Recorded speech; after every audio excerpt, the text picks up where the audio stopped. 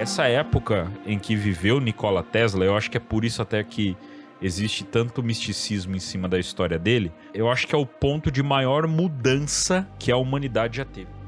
Esse dispositivo seria capaz de disparar um raio a uma distância muito grande, e aí existem diferentes versões desse dispositivo, né, que poderiam ser a alguns quilômetros ou até milhares de quilômetros, podendo atingir alguns países, podendo até causar terremotos em alguns países, dependendo de quem conta a história. Em 1899, ele estava conduzindo experimentos de transmissão sem fio em seu laboratório em Colorado Springs. Durante esse experimento, ele afirmou ter captado sinais de rádio repetitivos vindos do espaço. Minhas observações me convenceram de que estava ouvindo sinais artificiais. O sentimento crescente de que fui o primeiro a ouvir uma saudação de um planeta para o outro encheu-me de entusiasmo. Foram fotografados vários objetos. A ONU nunca ofereceu um avião. Ela teve um contato imediato terceiro grau. Muito grande, parecia um sol. Ele está perseguindo o drone. Ela está indo atrás. A aeronáutica não divulga os resultados de suas investigações sobre objetos aéreos não identificados. Ela pegou e bateu assim no meu ombro, embaú, e seguiu o caminho. Contato.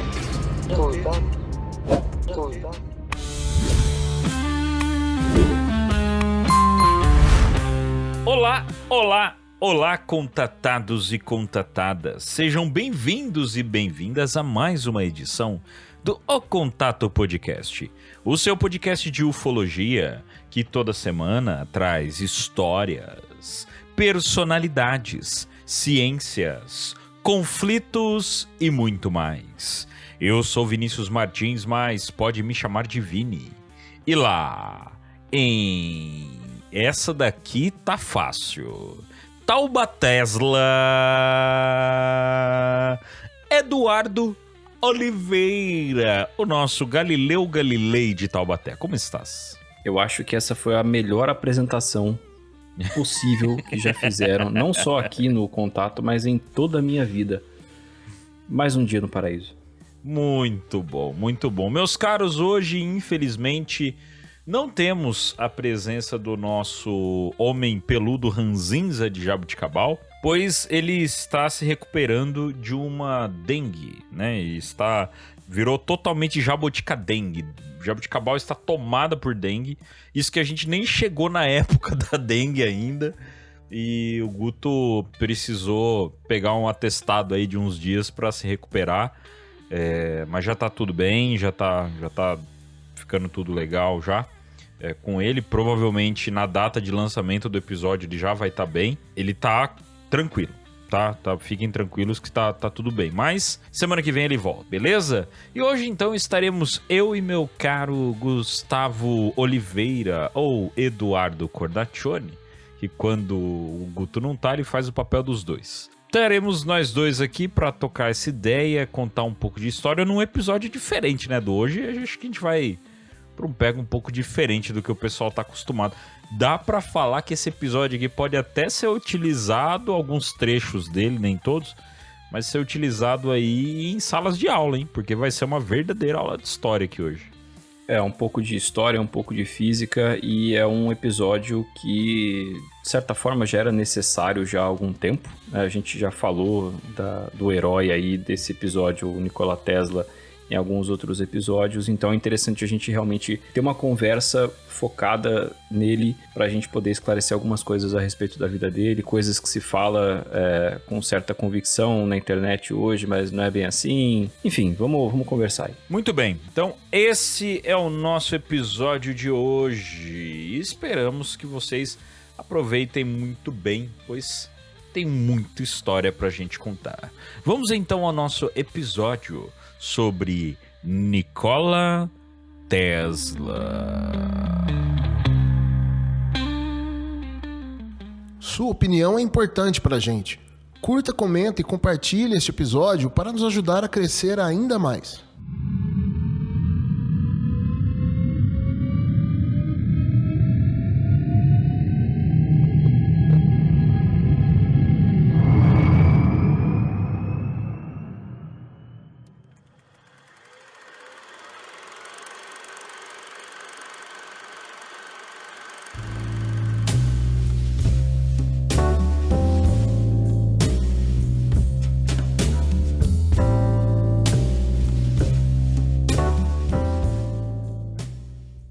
bem, então, meus caros, esse é um assunto que nos últimos episódios nós citamos várias vezes Nikola Tesla, Projeto HARP, Projeto Montauk, e Nikola Tesla ele é uma figura, não vamos dizer que 100% da ufologia, e aí já respondendo uma pergunta de que algumas pessoas provavelmente já devem ter, mas por que eles estão falando de Nikola Tesla? Primeiro, porque nós já citamos ele em outros episódios, mas Tesla tem um misticismo, podemos dizer dessa forma, que envolve ele, que é muito interessante até para a ufologia.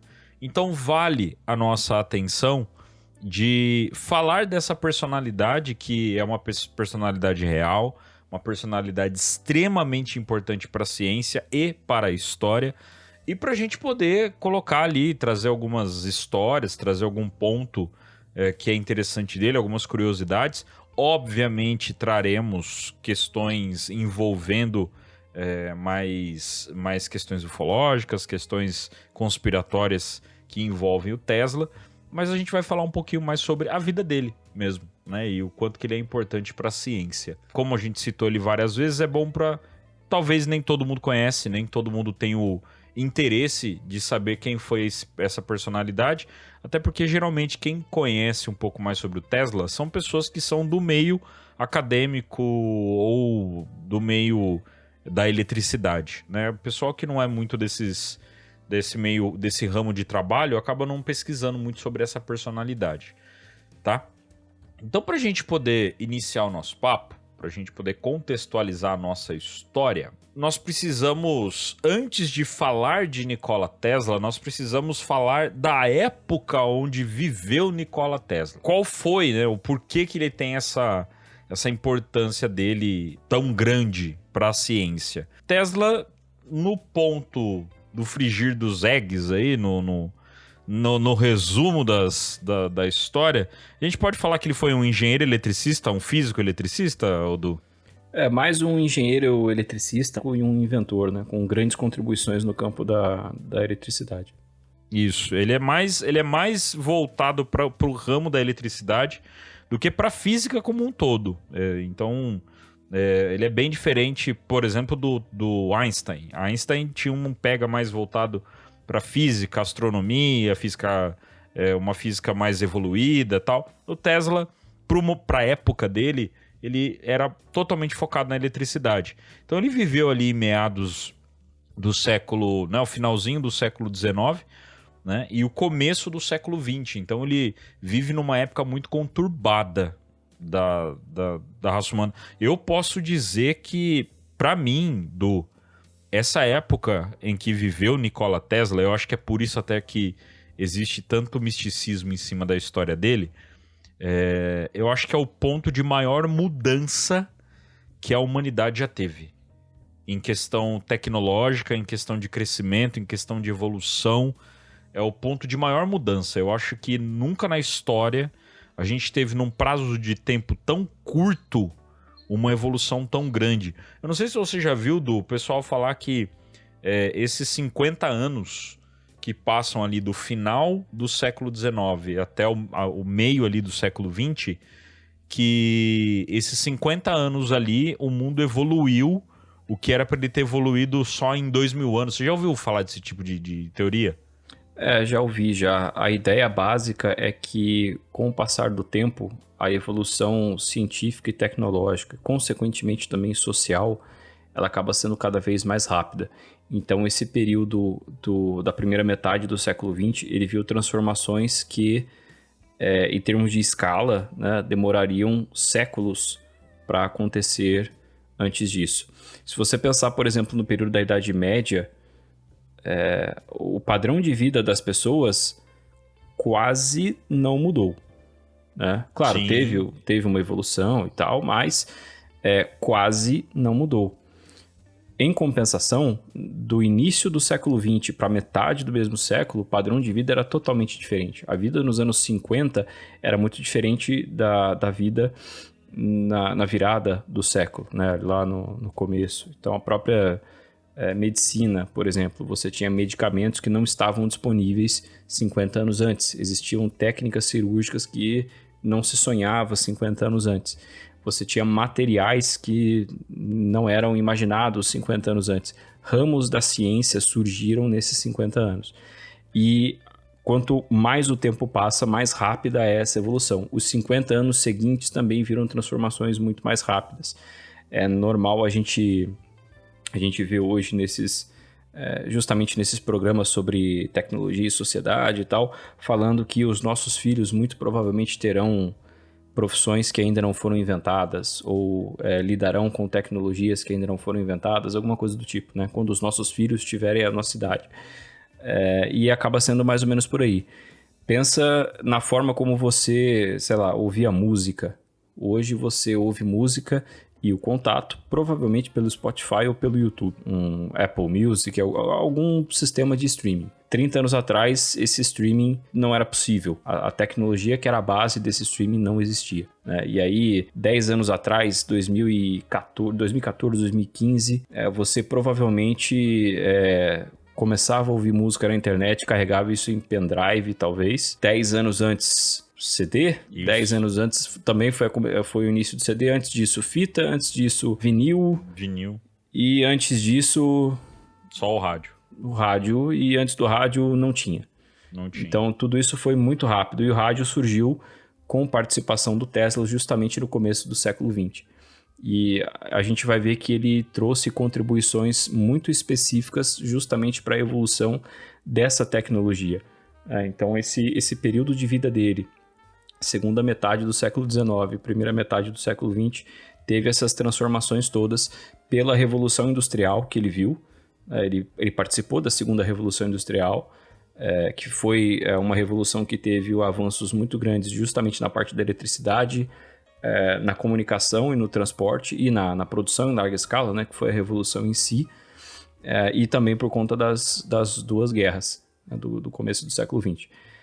A segunda revolução industrial, que a gente pode colocar aí dos anos 1870 até o comecinho da Primeira Guerra Mundial, foi marcada por essas novas fontes de energia, a eletricidade e derivados de petróleo, que substituíam as fontes de energia da primeira revolução industrial, que era o carvão e o vapor. Entre esses avanços que nós vimos nessa revolução industrial, na segunda revolução industrial, a gente tem, por exemplo, a expansão das ferrovias e de transportes urbanos, né, metrôs, bondes elétricos, tudo isso começou a surgir nessa época, então a própria movimentação das pessoas pela cidade começou a ser diferente.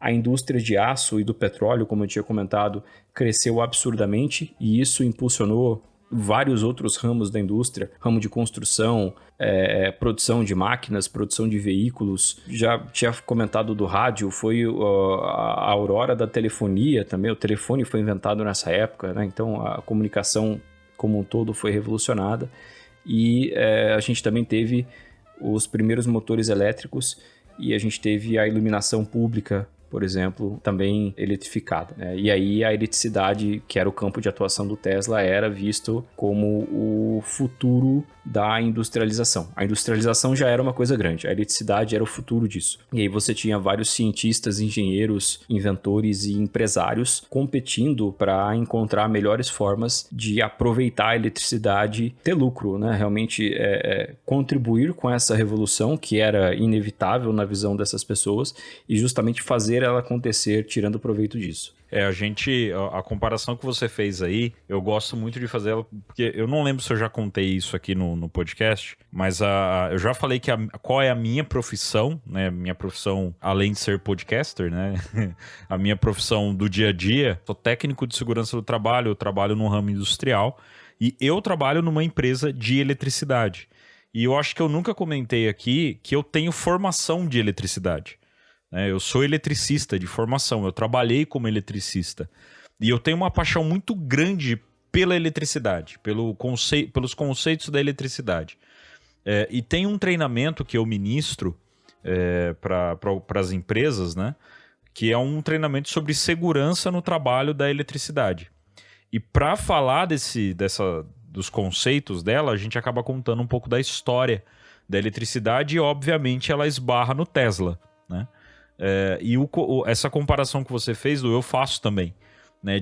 Da gente parar para pensar o quanto em um período de tempo tão curto a gente evoluiu em comparação aos tempos da Idade Média, da Era Medieval, como a gente evoluiu em pouquíssimo tempo. Só que quando a gente reflete sobre o tempo dessa história, é muito curto, é pouquíssimo tempo em questão de história da humanidade, em questão da história da Terra. A eletricidade, ela entra em contato com o ser humano como algo útil para o ser humano há coisa de 200 anos atrás. A gente começa a ter esses processos efetivamente há coisa de 200 anos atrás. Eu sempre brinco com as pessoas de que eu faço a seguinte pergunta, né? Eu vou fazer essa pergunta para você, meu caro Eduardo Oliveira. Quem inventou a eletricidade? Pois é, quem inventou a eletricidade? Primeiro a gente precisa esclarecer uma coisa. Existe uma diferença muito grande entre eletricidade e energia elétrica. Energia elétrica é o que você usa, é o que você está usando agora para ouvir o nosso podcast. Isso aí. Eletricidade é o ramo da ciência que estuda a energia elétrica. E quem inventou a energia elétrica? Então, a gente pode dizer que a energia elétrica foi um desenvolvimento, né? Vários cientistas contribuíram com diferentes insights e inventores ali, fizeram projetos diferentes e tal, mas se a gente pegar realmente o início disso, a gente vai ter a teoria do eletromagnetismo de James Maxwell, que surgiu também mais ou menos ali na época do Tesla, no final do século XX, e Tesla usou isso como base para os experimentos dele. A gente tem também o próprio Maxwell, ele se apoiou nas ideias do Michael Faraday, né, de indução eletromagnética, também vieram com ele. Inclusive a história de como o Maxwell baseou o trabalho dele em vários conceitos do Faraday é muito bacana, porque o Faraday não teve educação formal porque ele era... Eu não me lembro se ele era fanho ou se ele tinha a língua presa e ele sofria muito bullying na escola. Cara, tem muito disso na história, né? Dessas personalidades da história que o cara é fanho, o cara era gago. Tem muito disso. É muito interessante isso. O Faraday, ele não concluiu os estudos formais porque sofria muito bullying e não queria mais ir para a escola, e ele se tornou autodidata por causa disso. Publicou ali os resultados dos experimentos dele e tal, e o Maxwell, que tinha a base matemática que o Faraday não tinha por não ter estudado formalmente, aplicou ali essa matemática dele e desenvolveu realmente, concluiu, né, o trabalho teórico que o Faraday tinha começado. Então esse desenvolvimento dos dois aí é muito bacana. A gente pode dizer que no ramo da ciência esses foram os dois primeiros nomes importantes para a eletricidade, que eles fundamentaram a teoria eletromagnética ali. Du, mas assim, quem inventou a eletricidade? Bom, aí a gente pode falar então do uso da eletricidade cotidiano, né, na nossa vida, na indústria. Você tem duas vertentes, né, que justamente começou com o Tesla, inclusive. Foi a Guerra das Correntes, né, no final do século XIX. Foi uma disputa entre a corrente contínua, que era patrocinada pelo Thomas Edison, pela empresa dele, e a corrente alternada, que estava sendo desenvolvida pelo Tesla. Ele não inventou, mas ele estava trabalhando com isso. E ele defendia a corrente alternada por ser melhor para transmissão de energia a longa distância. Por experimentação, ele venceu, e assim a corrente alternada foi adotada como o padrão de distribuição na época para os Estados Unidos e depois para o resto do mundo. Então a gente pode dizer que a transmissão de energia elétrica da forma como nós usamos cotidianamente deve muito ao trabalho do Tesla. Ele não inventou, como eu disse, foi um desenvolvimento contínuo ali, o trabalho de vários cientistas ao longo de muito tempo, mas essa popularização da corrente alternada que possibilita o uso da energia elétrica hoje foi, em grande parte na época, por trabalho do Nikola Tesla. Aí eu vou pôr uma serpente no seu paraíso, cara. Ui! Eu faço essa pergunta sempre nos meus treinamentos. Só que eu nunca tinha feito para um cara que é da física, estudado ali, né? Sempre tem ali um eletricista, um engenheiro. Então o pessoal estuda para trabalhar, eles não estudam por estudar, né? Só que a minha pergunta ela é capciosa. E eu gosto de fazer essa pergunta capciosa, porque ela vem com um sentido e ela não vem com a informação completa. Porque as pessoas, inclusive, você ainda veio com outras informações, né? Voltado para a questão da eletricidade, mas a maioria das pessoas, elas vêm com a primeira resposta que vem na cabeça delas é Benjamin Franklin. Pelo experimento da chave, da pipa. Isso. Benjamin Franklin foi ele que inventou, tal. Só que é o seguinte, uma coisa que eu acho que é legal a gente deixar bem claro é que eletricidade ninguém inventou, ninguém colocou em algum lugar. A eletricidade, ela foi dominada, né? Ela está.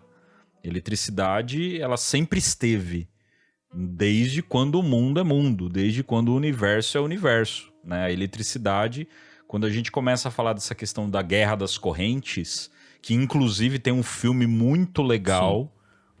Não é muito legal, é meio é curioso. Ele é bom. Tipo, ele mata a curiosidade. É com o Benedict Cumberbatch, né? O outro rapaz eu não vou lembrar o nome agora. Os outros dois principais eu não vou lembrar o nome. Benedict Cumberbatch, que é o Doutor Estranho, ele faz o Thomas Edison. E os outros dois, que é o cara que fez o Zog, do Homem de Aço. Michael Shannon. E o Michael Shannon. E o menino que fez o Fera na última versão do X-Men, né? É ele que faz o Tesla, ele que faz o papel do Tesla. Ele é o Nicholas Hoult, é o novo Lex Luthor. Isso, é ele mesmo, é o novo Lex Luthor. Então, assim, o filme é bem legal, tem um elenco maneiro e conta a história desse conflito, né? Porque o Tesla, ele tem um envolvimento, e a gente vai falar um pouco mais disso à frente, né? Como é que é o envolvimento do Tesla referente a essa questão de energia, de corrente alternada e corrente contínua. Mas o que é, basicamente, essa questão de corrente contínua e corrente alternada?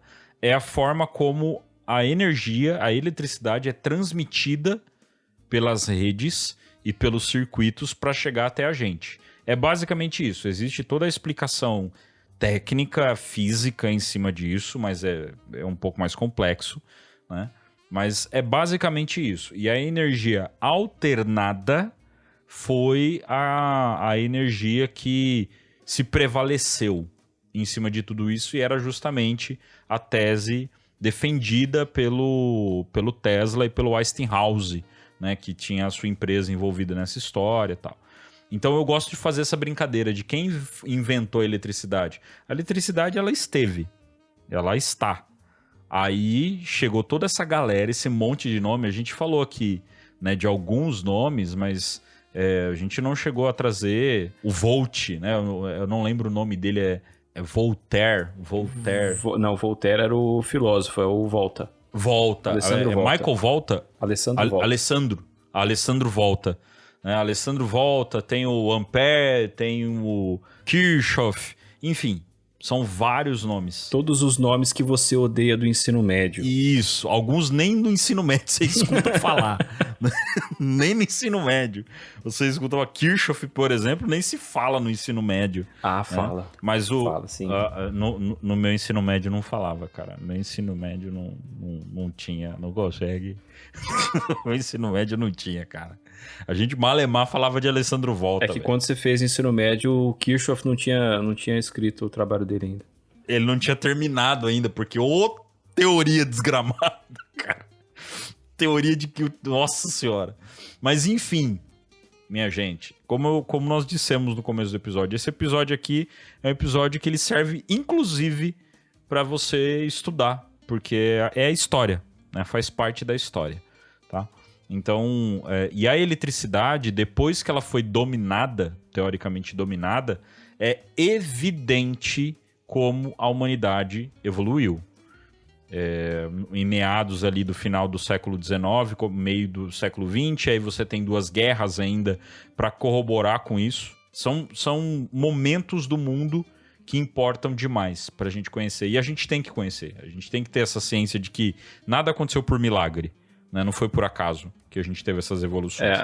Falam que justamente o domínio da eletricidade ou o domínio da energia elétrica está muito próximo ali de desenvolvimentos importantes como a escrita e o domínio do fogo. O salto que a humanidade dá depois que domina essas coisas, ele é extremamente desproporcional aos passos que ela dava antes. Então, justamente essa questão. Prova disso como a gente tinha comentado, né, como era um mundo séculos antes, que o padrão de vida das pessoas permanecia quase o mesmo durante quase um milênio, e à medida em que você tem esse avanço específico, a humanidade ela avança no Age of Empires e vai desbloqueando coisas novas ali, e aí você vai, né? E esse era o mundo em que o Tesla vivia. Nessa época essas coisas estavam começando, né? Eu falei do Maxwell, o Einstein, por exemplo, ele foi bem... A teoria da relatividade foi formulada mais ou menos no meio da vida do Tesla, né? Bem no começo do século XX. Eles interagiram, né? O Einstein e o Tesla, eles tiveram interação entre eles. Sim, tiveram. Outro avanço importante também, a gente pode citar a invenção do rádio, né? Eu tinha falado da questão da comunicação e tal. O Guglielmo Marconi fez lá os experimentos de rádio deles e, inclusive, ele utilizou algumas patentes e ideias que o Tesla tinha tido. Houve uma disputa entre os dois, mas a gente comenta depois. Enfim, esse era o mundo até o início do século XX, né? E aí vieram 2 guerras mundiais, e essas 2 guerras viram avanços tecnológicos e industriais também sem precedentes. Se o mundo já começava a acelerar antes, durante essas guerras ele acelerou, o desenvolvimento tecnológico acelerou muito mais, justamente com a justificativa de que esses avanços seriam utilizados na guerra. Na Segunda Guerra, por exemplo, a gente teve tecnologias como o radar que tiveram influência dos trabalhos que Tesla fez. E entre essas 2 guerras nós tivemos, após a primeira, né, uma explosão industrial com o Fordismo, por exemplo, né, o trabalho de grande escala para produção em massa, né, em linhas de produção e tal. Nos anos 30, uma depressão econômica gravíssima que trouxe para o próprio Tesla muitos problemas financeiros. E nessa época os projetos deles, que eram mais complexos, não tiveram mais financiamento. E aí já nos anos 30 ele meio que caiu no esquecimento ali, a maior parte das contribuições que ele poderia fazer já tinham sido feitas, e aí ele faleceu em 1943. Mas basicamente esse era o mundo na época em que ele viveu. E só pra gente fazer uma comparação, eu acho que a outra coisa também extremamente importante, tão importante quanto a eletricidade, que a gente dominou, né? E sim, isso, né, nesse caso, foi criado, né? E nada mais é do que uma transformação da eletricidade. E aí a humanidade lá dá grandes passos também em direção à evolução, foi a internet, né? Depois que a gente domina a internet, depois que a internet entra na nossa casa e faz parte da nossa vida, o tanto que a gente evoluiu por conta disso também faz muita diferença, né? Então faz um exercício na cabeça de vocês, pensa há 15 anos atrás qual era o seu celular, qual era o celular do momento e qual é o seu celular agora. Só isso aí já é o suficiente para você parar, refletir e ver o quanto que o mundo está evoluindo. E já quebrando também um pouco a questão conspiracionista, para quem acha que 1947, caso Roswell, a gente começa a evoluir muito a partir dali por conta de engenharia reversa, negativo. A gente já estava evoluindo bastante bem antes, principalmente depois de que a eletricidade se tornou parte das nossas tecnologias. No meio da Segunda Guerra Mundial, antes do caso Roswell acontecer, a gente já tinha tecnologia ali, como o Du disse, já tinha radar, já tinham várias coisas acontecendo, já tinha computador sendo utilizado. Então, não foi só o caso Roswell que possivelmente pode ter corroborado para as tecnologias. Pode ser que depois, junto ali da eletricidade, isso obviamente pode ter potencializado muitas outras coisas, né? Lembrando que Jacques Vallée é um dos responsáveis pela criação da ARPANET, né? Que depois você tem a evolução para a internet. E o Vale estava ali envolvido com tudo isso, então a gente pode imaginar que pós caso Roswell, possivelmente algumas coisas vieram para o nosso conhecimento e aí ajudou também a evoluir. Mas a gente já estava evoluindo bastante com as nossas próprias pernas, tá? Por conta da eletricidade. Citamos Jacques Vallée, Guto está presente em espírito. Já apareceu. Quer conteúdo exclusivo e bastidores do nosso podcast O Contato? Siga a gente nas redes sociais agora mesmo. O link está na descrição do episódio.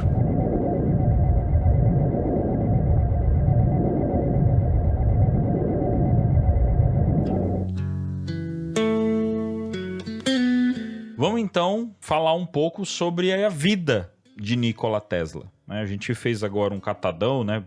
Contextualizamos o momento onde ele viveu. Agora vamos trazer para vocês quem foi Nikola Tesla. Então, Tesla nasceu em 10 de julho de 1856 em Smiljan, no Império Austríaco, atual Croácia. Tá?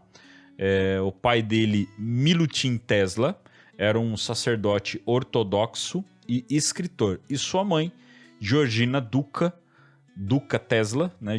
Georgina Duca Tesla, nunca recebeu educação formal, mas tinha aptidão para mecânica. Olha que interessante, né? Podia ter aptidão para lenhar alguma coisa. Não, ela tinha aptidão para mecânica. Só para vocês terem uma ideia já o gene, né, da cabeça do Tesla.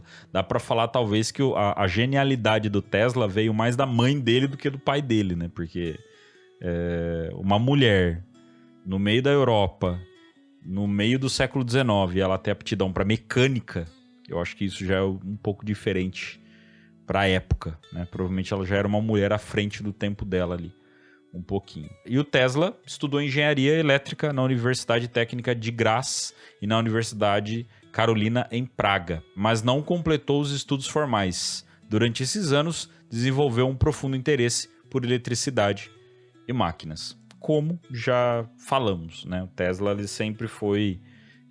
o maior destaque dele é nisso, é tecnologia. Né? Se o Tesla vivesse hoje, ele provavelmente seria um Steve Jobs da vida. Um cara que inventa um monte de coisa, cria coisa que a gente não imagina e muda o mundo.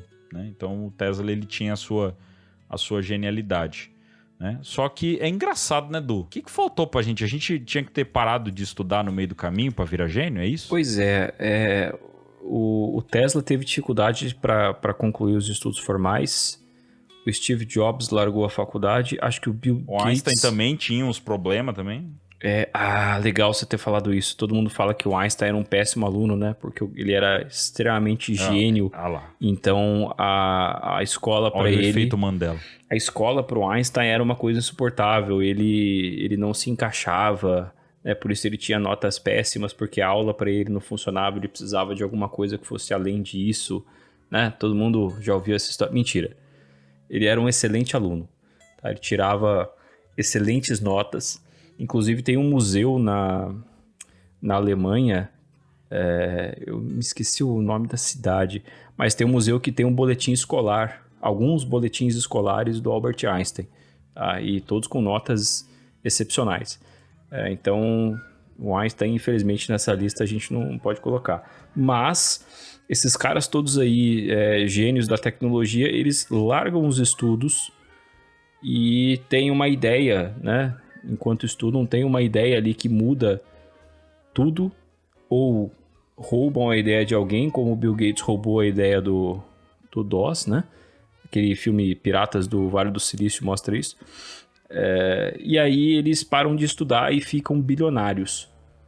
Se eu parar de estudar, eu viro um morador de rua. Estudando, já estou quase virando, mas tudo bem. E é isso, né? Naquela época rolava essas coisas aí. Né, os caras não estudar e virar gênio. Mas tá aí, o Tesla não terminou os estudos na faculdade, mas conseguiu evoluir bem. Trabalhou em campanha elétrica em Budapeste e em Paris, ou seja, já contextualizando uma coisa aqui. Como que o Tesla entra na história da Guerra das Correntes, que acontece nos Estados Unidos?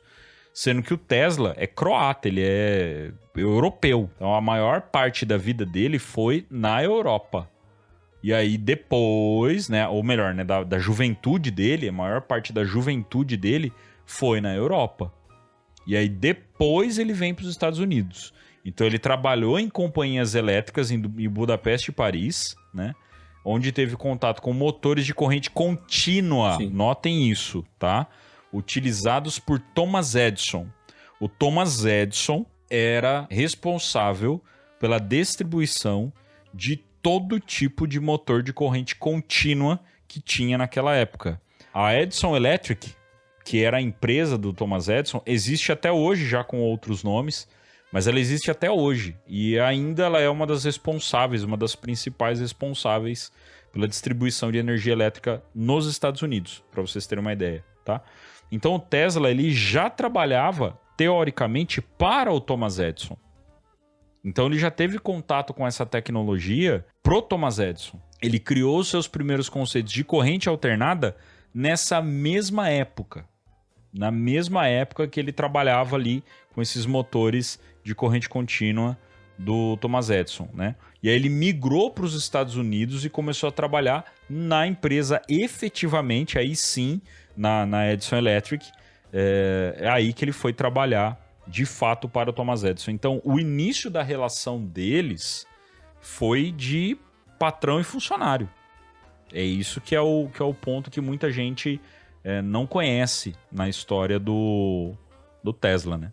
O Tesla ele teve uma ideia para um motor de corrente alternada quando ele trabalhava ainda em Budapeste.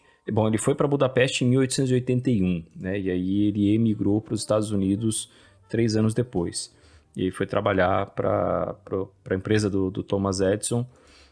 Não sei muito bem como é que foi o contato dos dois no início desse trabalho, mas posteriormente eles tiveram mais contato justamente porque o Tesla percebeu que a corrente alternada seria mais proveitosa para várias aplicações do que a corrente contínua que o Edison, vendia.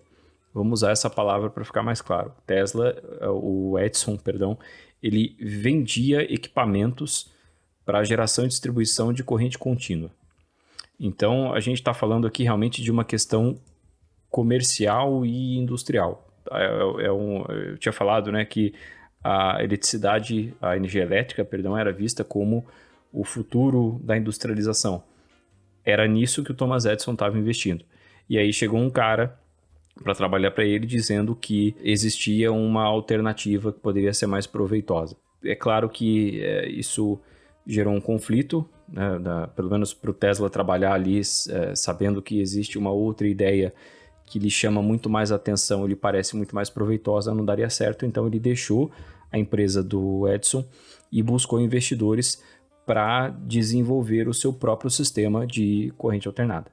E aí isso foi, acho que já no ano seguinte, ele fundou a Tesla Electric Company, acho que era esse o nome, que teve financiamento de alguns investidores para que o Tesla desenvolvesse o próprio projeto. O principal deles foi o Westinghouse, o George Westinghouse, que comprou as patentes do Tesla e efetivamente financiou o sistema de corrente alternada. E aí sim começou a guerra das correntes. O Thomas Edison, sim, que era o inventor da lâmpada, ele era o Tony Stark da época, né? Um dos maiores inventores que a história já tinha visto, defendendo a corrente contínua. Um dos maiores industriais também desse mundo novo que tinha surgido décadas antes. A corrente contínua já era usada em algumas cidades, mas tinha algumas limitações porque precisava de muitas subestações para distribuição, por exemplo. Uhum. Então isso elevava muito o custo das coisas. Você precisava de uma equipe maior, enfim. E do outro lado você tinha o Tesla e o Westinghouse defendendo a corrente alternada que permitia a transmissão de energia elétrica a distâncias maiores com maior eficiência e custo mais baixo. Então não era apenas uma questão técnica de física, de ciência ou de engenharia, era também uma questão comercial e industrial. Era mais barato utilizar a corrente alternada e, portanto, a energia elétrica seria mais acessível com o uso dela. esse era um dos principais motivos, provavelmente o principal motivo pelo qual o Nikola Tesla insistia tanto no uso da corrente alternada como fonte em larga escala de energia elétrica. E aí a conclusão dessa guerra das correntes foi em 1893, quando teve a Feira Mundial de Chicago, que é uma daquelas feiras que geralmente acontecem nos Estados Unidos, né? Às vezes em cada cidade. Teve uma em Nova York, enfim, onde todas as maiores inovações que estão sendo desenvolvidas são demonstradas nessas feiras, e aí você tem expositores de outros lugares do mundo, enfim. Essa feira foi iluminada com corrente alternada. E aí realmente o público e empresários puderam ver que a corrente alternada realmente era superior nesse quesito à corrente contínua. E 2 anos depois, o Tesla e o Westinghouse construíram a primeira grande usina hidrelétrica, que foi em Niagara Falls. E isso estabeleceu a corrente alternada como o padrão de distribuição de energia elétrica. Então foi justamente essa demonstração para que pessoas com poder de investimento também pudessem notar isso e fazer parte desse projeto, né? É claro que nada disso é de graça, então eles precisavam de dinheiro, mas foi essa demonstração que decretou que a corrente alternada realmente tinha vencido. E aí depois eles puderam ampliar a escala de utilização da corrente alternada até o ponto que hoje ela é utilizada nas tomadas do mundo inteiro. Niagara Falls, como curiosidade, é aquela cachoeira do Pica-Pau, do barril, que o pessoal desce de barril lá, aquilo lá é Niagara Falls. Uma coisa que é legal, o George Westinghouse, antes dele migrar para o apoio da energia da corrente alternada, ele era um grande empresário de iluminação, né, nos Estados Unidos, só que ele ainda trabalhava com o sistema de gás.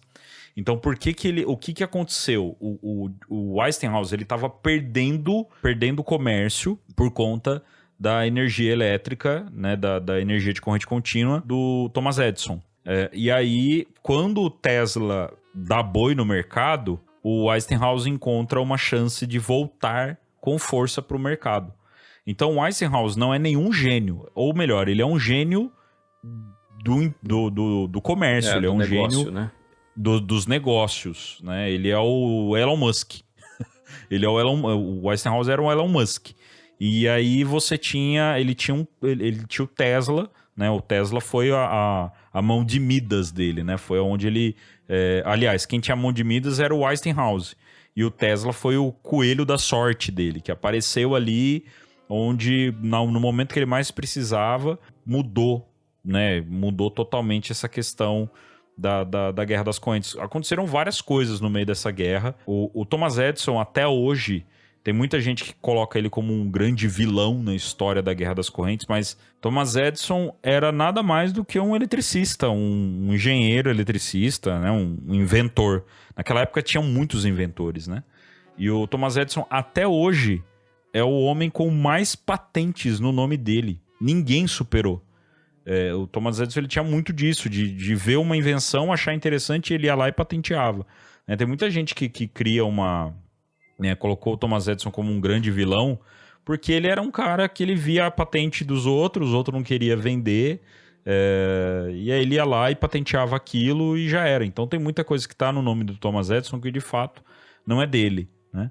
Mas ele era um cara muito esperto, muito inteligente, genial, né? Thomas Edison era genial e cooperou muito para toda essa história, tá? Para vocês terem uma ideia mais ou menos de como foi essa guerra.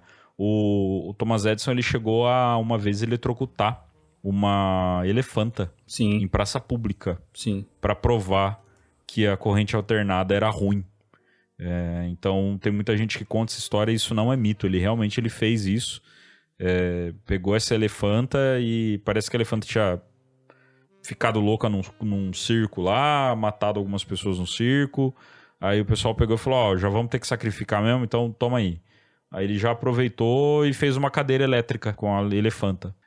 Tanto que Diz aí as más línguas de que o inventor da cadeira elétrica é o Thomas Edison. Ele fez isso. Justamente, eu ia comentar que o Thomas Edison é um cara com muita grana, claramente é muito influente, e ele conseguiu fazer com que a corrente alternada que ele combatia fosse usada nas execuções de prisioneiros, né, de criminosos.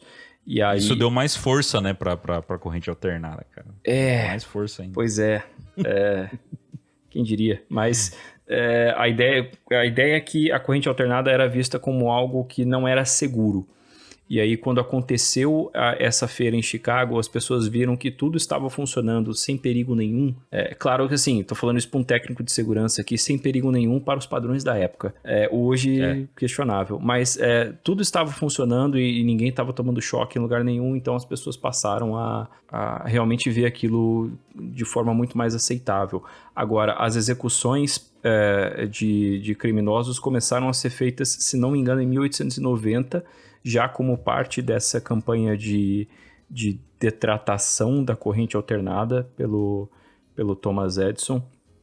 O próprio Westinghouse, ele disse que preferia que não usassem, né, a corrente alternada, porque seria extremamente cruel, seria melhor usar um machado. Isso são palavras dele. Não vou entrar nos detalhes do que aconteceu, porque, assim, se você assistiu, sei lá, A Espera de um Milagre... Perfeito exemplo. Né? Você tem ali uma noção de como que funcionava aquilo, eles retratam isso muito bem, e existe uma série de coisas que se faz na vestimenta, na pele, nos eletrodos, para que aquela eletrocução seja o mais rápido possível, para que aquela pessoa morra o mais rápido possível, porque é extremamente doloroso e é extremamente cruel. E aí, o que aconteceu naquela época, em 1890, como era a primeira eletrocução, ninguém sabia exatamente qual que era a corrente que precisava passar pelo corpo do sujeito, qual voltagem tinha que ser aplicada para isso, quanto tempo isso tinha que acontecer. E aí o primeiro choque não foi suficiente, o segundo choque demorou muito. Enfim, é uma coisa assim, horrível, cara. É pavoroso. Então, não vamos entrar em detalhes aqui, mas quem quiser pesquisar, tenha estômago. Dando andamento na história do Tesla, já no século XX, ele se tornou um pouco mais recluso. Então, até o final do século XIX, o bicho entrava na guerra mesmo. Tem uma curiosidade muito legal sobre o Tesla, que ele era aquele famoso estudante de bar, né? O cara gostava de ir em bar, molecão. E ele era muito bom em bilhar. Ele era muito bom. Muito bom mesmo. Única semelhança que eu tenho com os grandes gênios. Então, temos então Rui Chapéu de Taubaté.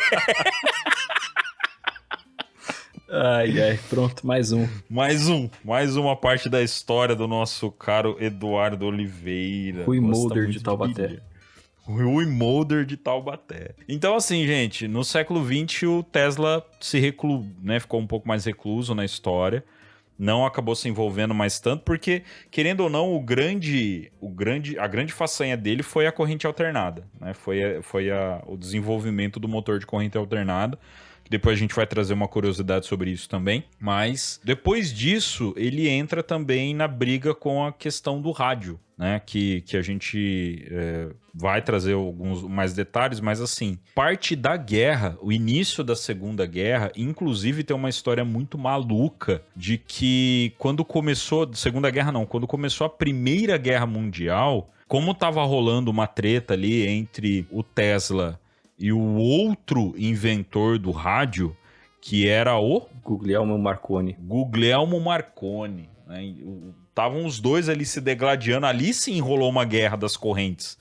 Né? Porque o Tesla tinha uma parte da teoria, o Guglielmo Marconi tinha outra. E nesse ponto, o Guglielmo Marconi se saiu um pouco melhor. Só que aí, no começo da Primeira Guerra Mundial, houve ali usaram dessa história entre o Guglielmo Marconi e o Tesla para prejudicar, né, a Alemanha e os Estados Unidos no meio da guerra, né? Aliás, a Alemanha e a Inglaterra. No meio da guerra ali, eles usaram dessa questão da invenção do rádio Porque o rádio, no começo da Primeira Guerra Mundial, foi um diferencial. Imagina você ter comunicação muito mais rápida, né? Só que aí tava essa treta por causa de patente, e aí um país usou do outro para que um atrapalhasse a vida do outro, para que nenhum dos dois países conseguisse usar o rádio, né? Quanto mais eles conseguissem atrasar de um país usar o rádio, melhor, né? O rádio naquela época, com certeza, foi uma vantagem no começo da Primeira Guerra. Então, olha a importância, né, da figura do Tesla e do Guglielmo Marconi também, né, no começo da Primeira Guerra Mundial. Só que, no meio da Primeira Guerra Mundial, o Tesla tentou oferecer ao governo americano uma invenção, uma suposta invenção dele, que era o raio da morte. O que seria o raio da morte, meu caro Eduardo Oliveira? Como a gente falou nos episódios sobre o HAARP, né?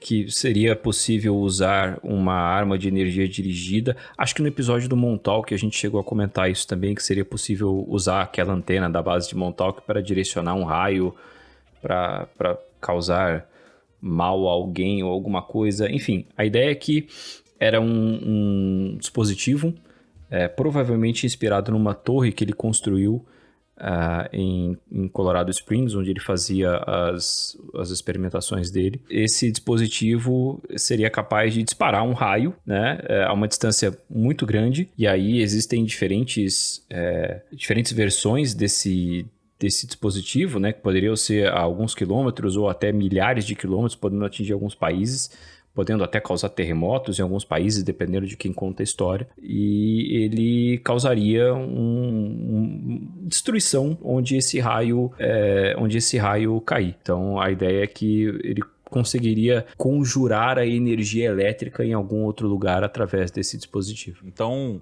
supostamente o raio da morte, né? E aí, no meio foi rolando um monte de coisa. Então, para vocês terem uma ideia, ali você tem o Henry Ford desenvolvendo veículos, tá? No meio desse processo. Você tem a Grande Depressão do início dos anos 30, que causou uma crise global absurda, muito empresário se matou. Foi um auê, né? Tem vários filmes sobre essa história. E nisso o Tesla viveu em pobreza. Bem nessa época. Por quê?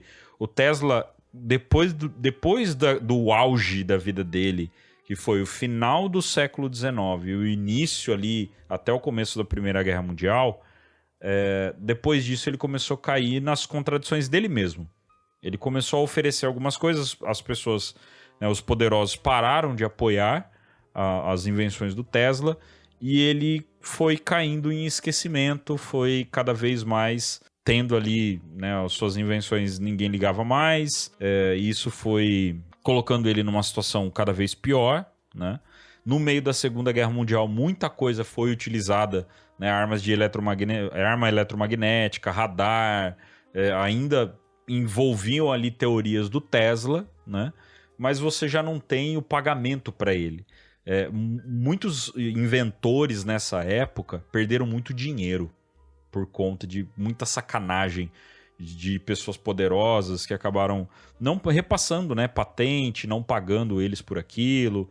Enfim, o Tesla teve sim muita invenção aceita, mas aí o pessoal usava de má fé, não pagava ele, e em 1943, né, ainda em meados ali da Segunda Guerra Mundial, em 7 de janeiro de 1943, o Tesla morre aos 86 anos, sozinho, em um hotel em Nova York, e como alguns dizem, a única coisa que ele tinha de companhia nesse hotel eram pombas, tá?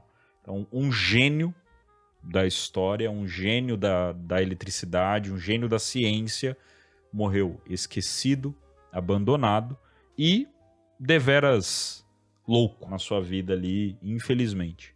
Então, essa é parte da história do Tesla. Quais foram algumas coisas que ele inventou, Du? Bom, além dessa questão da corrente alternada, né, que foi a grande contribuição da vida dele para o mundo, a gente pode citar aí a bobina de Tesla, né, que ele inventou em 1891. Clássico. Que é uma coisa que muita gente faz na escola também. É um transformador ressonante, né, que é usado para pesquisa aí de radiofrequência e transmissão sem fio de energia elétrica. Então, É o TCC de 99,9% dos engenheiros eletricistas. então o meu TCC de mecatrônica, salvo engano, tinha como um dos componentes uma bobina de Tesla. Salvo engano, né? Foi lá no período Cretáceo, eu não lembro direito como é que era. Mas o TCC, inclusive, era baseado em uma das ideias dele, que era carregar um acumulador, né? Uma bateria, um capacitor por meio de um raio, né? Mas, enfim, a bobina de Tesla. Ele também inventou as lâmpadas fluorescentes e lâmpadas que não utilizavam fios, né? Ele demonstrou métodos para iluminar algumas áreas, né, com lâmpadas que não precisavam de fios elétricos. Elas não precisavam estar fisicamente ligadas a alguma coisa e poderiam ser usadas livremente, né? Uma representação legal disso daí é no filme O Grande Truque, The Prestige, do Christopher Nolan, em que o David Bowie interpreta o Nikola Tesla. E aí tem uma cena que eles mostram essa história das lâmpadas aí. Aparece a bobina de Tesla também, acho que justamente na cena de apresentação do Tesla. Uma foto muito usada para representar o Tesla é justamente de como ele às vezes costumava trabalhar com esse dispositivo ligado com várias centelhas elétricas passando pelo ambiente e ele lá sentado na cadeira dele, lendo, escrevendo, calculando alguma coisa. Isso com o laboratório todo com raios, digamos assim. É uma foto muito, muito famosa. O próprio rádio, né, como a gente falou, que houve uma disputa ali com o Marconi, o Tesla ele fez experimentos com ondas de rádio antes do Marconi. Mas o Marconi, no final das contas, levou o crédito por essa invenção. A gente pode detalhar isso mais para frente, né? Mas é aquilo, o Tesla tinha uma base teórica e criou um projeto para a construção desse dispositivo. O Marconi fez um dispositivo que funcionava de uma forma que era, pelo menos para o mercado, foi mais convincente, né? Seria mais eficiente, seria mais barato. Então, a patente do Marconi é aquela que nós reconhecemos como sendo do rádio. E isso foi nos anos 1890, primeira metade dos anos 1890. Ele também inventou a transmissão de energia sem fio pela torre de Wardenclyffe, que foi aquela torre que eu tinha comentado que poderia ter inspirado o raio da morte. A ideia era que essa torre pudesse transmitir essa eletricidade sem o uso de fios, simplesmente através do ar, mas esse projeto não teve financiamento, porque já era muito complexo, era muito mais caro, e foi justamente numa época em que outras coisas pareciam mais interessantes, e posteriormente houve a crise econômica nos anos 30, né? Foi ali pouco antes da Primeira Guerra também. Isso foi mais no começo do século XX, nos primeiros anos do século XX, mas aí depois outros projetos dele pareceram mais interessantes. Depois que a guerra começou, então já não tinha mais atenção para isso. E ele também inventou uma coisa pela qual eu acho que todos nós somos gratos, que é o controle remoto. Em 1898, tinha um barco que era controlado remotamente por ondas de rádio. Então ele tinha lá um controle, claro, bem rudimentar, se a gente pensar, né? Foi o primeiro controle remoto, e ele controlava esse barco estando à distância e tal. Então ele podia controlar o leme e a potência do motor, e acho que mais algum outro parâmetro que eu não vou me lembrar agora o que era, mas basicamente ele podia controlar essas duas coisas. Enfim, essas são algumas das invenções. Acho que até o final a gente vai mencionar algumas outras, mas são algumas coisas que o deixaram famoso, além da própria corrente alternada. Ele fez muita coisa ao longo da vida, mas mesmo assim ele só recebeu reconhecimento, pelo menos o reconhecimento merecido, depois da morte, décadas depois da morte. O nome dele hoje é, por exemplo, uma unidade científica, né? O Tesla é uma unidade de fluxo magnético. Existem empresas com o nome dele, né? A empresa de carros elétricos do Elon Musk, por exemplo. Existe uma outra empresa que faz alusão ao Nikola Tesla, que é a Nikola. Eu não sei se ela existe ainda, mas ela foi criada pelos criadores originais da Tesla. Muita gente não sabe disso, mas o Elon Musk não criou a Tesla.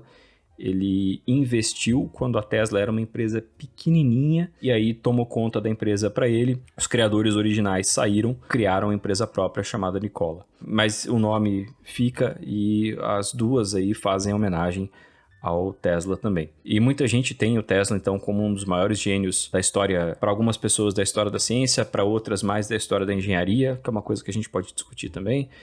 Mas certamente o cara foi um visionário, né? E muita coisa que ele idealizou, mesmo que não tenha conseguido realizar na época, muitas dessas ideias ajudaram a moldar o mundo que a gente vive hoje, especialmente nessas áreas de comunicação, transmissão de dados sem fio, eletricidade como um todo, né? Então, onde você vê uma tomada, você sabe que o legado do Tesla está ali.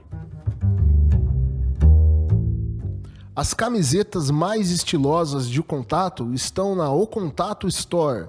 E o estoque é limitado, hein? Garanta a sua antes que acabe.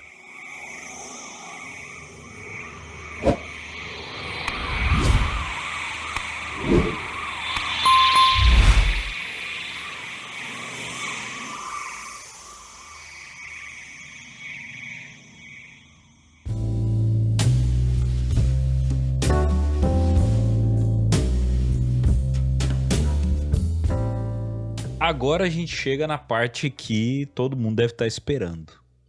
Onde é que o tal do Tesla entra nas histórias malucas, né? Então nós vamos falar de algumas controvérsias e algumas conspirações aí do Tesla. Porque assim, Tesla, eu sempre tive ele como um personagem muito forte dentro da ciência e da história, nessa questão da eletricidade, como... né, o porquê eu expliquei pra vocês, né, por eu ter envolvimento com eletricidade. Só que eu não sabia, ou pelo menos não tinha total conhecimento, de que o Tesla tinha os seus nomes citados em projetos de conspiração. Assim como a gente trouxe aqui o HAARP, né, e o Montauk, onde até o Tesla não teria morrido e simplesmente viajado no tempo, né? Então eu não tinha esse conhecimento. Só que a importância desse personagem, dessa personalidade, a gente vê justamente porque ele é envolvido nessas histórias também. Por conta da sua genialidade, de toda a sua história, ele é uma peça muito boa para se colocar dentro de coisa conspiratória, né? Por exemplo, uma coisa que eu sempre contei muito, né, sempre falei dessa história, é uma conspiração muito grande em cima do Tesla, que envolve a morte dele, né? Que conta de que quando ele faleceu, lá em janeiro de 1943, dizem que o FBI teria confiscado vários documentos e anotações dentro do quarto dele, e de que até hoje o governo americano teria pergaminhos, né, projetos, anotações, invenções do Tesla, e que porque era muita coisa além do seu tempo, e aí ele colocou tudo ali num lugar, tava tudo com ele, e quando ele morreu foi tudo confiscado, foi tudo levado embora e ninguém viu nada. É uma história que se conta. É uma das conspirações que envolvem o Tesla. Para vocês terem uma ideia, tinha uma história que contava que, inclusive, antes dele morrer, ele não só morava nesse apartamento que tinha muito pombo, essas coisas, mas de que ele teria casado com uma pomba. São uma das histórias de conspiração que envolvem o Tesla, tá?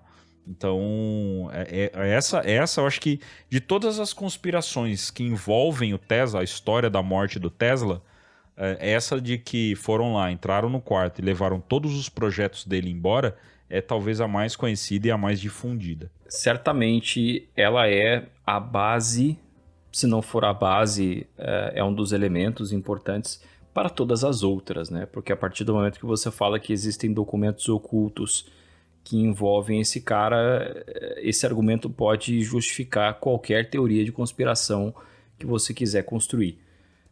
A mais simples, eu imagino, seja a de que o Tesla defendia a ideia de energia livre, né, gratuita e ilimitada para todo mundo, e ele tinha isso nos documentos que foram confiscados pelo FBI. E essa forma de energia que ele tinha desenvolvido não precisava de fios, como ele tinha construído aquela torre para fazer os experimentos de transmissão de energia, e também não precisaria de combustíveis fósseis. E aí seria um conluio com a indústria de petróleo para manter isso em segredo. Enfim, esse projeto ambicioso dele, que era a torre de Wardenclyffe, deveria transmitir eletricidade pelo planeta inteiro. Seria uma série de torres, como existem hoje as torres de transmissão de sinal de celular. Você teria várias dessas torres espalhadas pelo mundo para que as pessoas tivessem energia elétrica sem a necessidade de pagar ou sem a necessidade de ter fios. E aí ele teve que abandonar o projeto depois que a JP Morgan cortou o financiamento, mas ainda acreditam que a maior parte das corporações, especialmente aquelas ligadas ao Edison na época, hoje a indústria de energia como um todo, não só de energia elétrica propriamente dita, mas qualquer fonte de energia, como eu citei, a indústria de petróleo, conspira para manter essa ideia em segredo. E isso ameaçaria não só os lucros, mas todo o esquema dessas indústrias, né? Toda a função de existir dessas indústrias. Então eu acho que essa é a teoria de conspiração mais simples que você pode ter envolvendo o Tesla. A mais simples, né? Que dirá as outras. Porque agora a gente começa a vir com as histórias mais malucas, né? Uma a gente já contou aqui, que é o raio da morte. De que ele teria inventado, né, com essa tentativa de... E aí corroborado até por essa que o Du acabou de contar, né? Com essa tentativa de criar a energia para todos, ele teria feito essa possibilidade de fazer energia sem fio, né, usando a torre de Wardenclyffe. Nesse processo dele fazer essa torre, ele teria inventado o raio da morte, que também é chamado de Teleforce. Para vocês terem uma ideia, essa teoria ajuda, inclusive, a aumentar ainda mais a conspiração em cima do HAARP. Então, olha que interessante, você tem a teoria, a conspiração de que os projetos dele sumiram. Isso não é uma conspiração, e sim existia essa alegação do Tesla de fazer uma energia de uma forma mais fácil, só que esse negócio de energia de graça para geral é onde está a história. Ele nunca falou que ele queria fornecer energia de graça para todo mundo, mas ele queria fazer com que a energia fosse pelo ar. Ele queria fazer uma transmissão ilimitada de energia. E aí você tem essas duas informações, cara, para criar um raio da morte, é um tirinho. É uma fagulha. Você entendeu? Né? Eu entendi o que você fez aí. Então, cara, é muito fácil para você fazer um raio da morte, tá? Colocar uma teoria dessa, de que ele teria inventado o raio da morte em cima da tentativa de fazer essa energia sem fio, né? Aí você coloca um projeto como o HAARP na história, pronto, temos uma teoria de conspiração completa. Aí é a gênese da arma de energia direcionada, né? Tá aí, na ligação do Tesla que a gente tinha comentado no episódio do HAARP.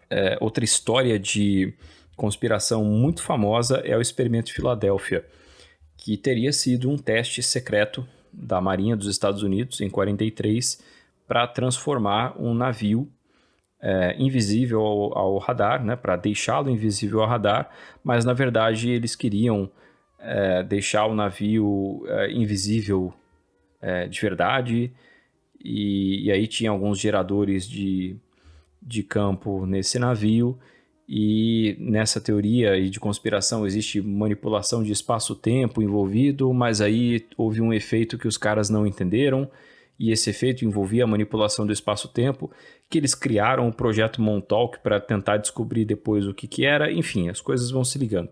A questão é que algumas versões dessa história sugerem que o Tesla teria colaborado com o governo dos Estados Unidos nesse experimento, antes de morrer, né? Porque o experimento aconteceu em 43, o Tesla morreu logo no comecinho do ano, então ele não estava vivo quando o experimento realmente aconteceu.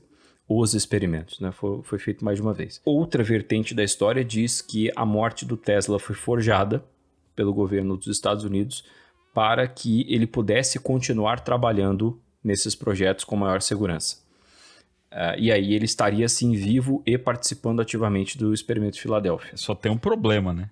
Velho, né? Já bem velhinho. Mas aí tem gente que fala que no Montauk ele estava vivo ainda. Então, assim, é um Highlander, né? Ou um viajante no tempo, enfim. Só se for, porque se pegaram o Tesla de 1940, aí deu muito errado. Eles tinham que ir buscar o Tesla pelo menos ali de 1920 para poder dar bom, porque o Tesla já estava com 80 anos, mais de 80 anos, né, para enfrentar um experimento nesse porte do experimento Filadélfia. É aí que a gente começa a entrar nos pontos de incongruência, né, dessas teorias aí. Não tinha que pegar o cara naquela época, né, tinha que ir lá no bar, pegar o cara jogando bilhar lá. Isso. É isso aí. Assim, quanto a essa história do experimento Filadélfia, não existe nenhuma evidência concreta de que o Tesla realmente tenha participado dessas pesquisas da Marinha, e a gente sabe, pelas declarações dele, que ele era contra o uso das invenções para fins militares. Por isso que a própria ideia do raio da morte também em sua base, uma teoria de conspiração.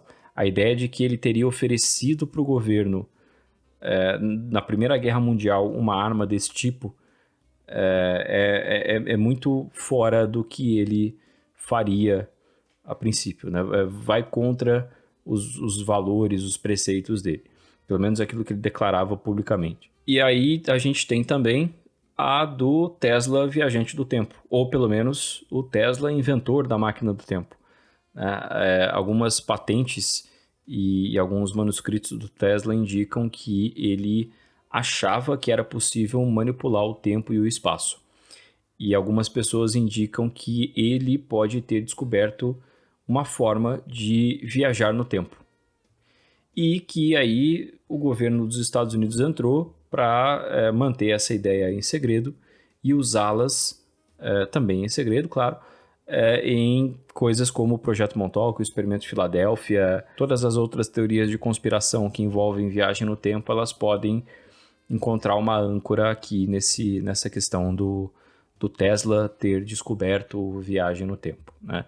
Assim, a gente não tem nada que realmente indique isso, né? E, portanto, ela também se ancora naquela primeira coisa que a gente falou, que é a ideia de que o FBI entrou na sala entrou no quarto de hotel dele e pegou todos os documentos que ele tinha assim que ele morreu. Se é que não mataram ele para pegar esses documentos logo, né? Ele já estava muito idoso mesmo, muito provavelmente não faria nenhuma grande inovação naquele momento da vida, então decidiram já, falaram assim, vamos pegar aqui e pronto.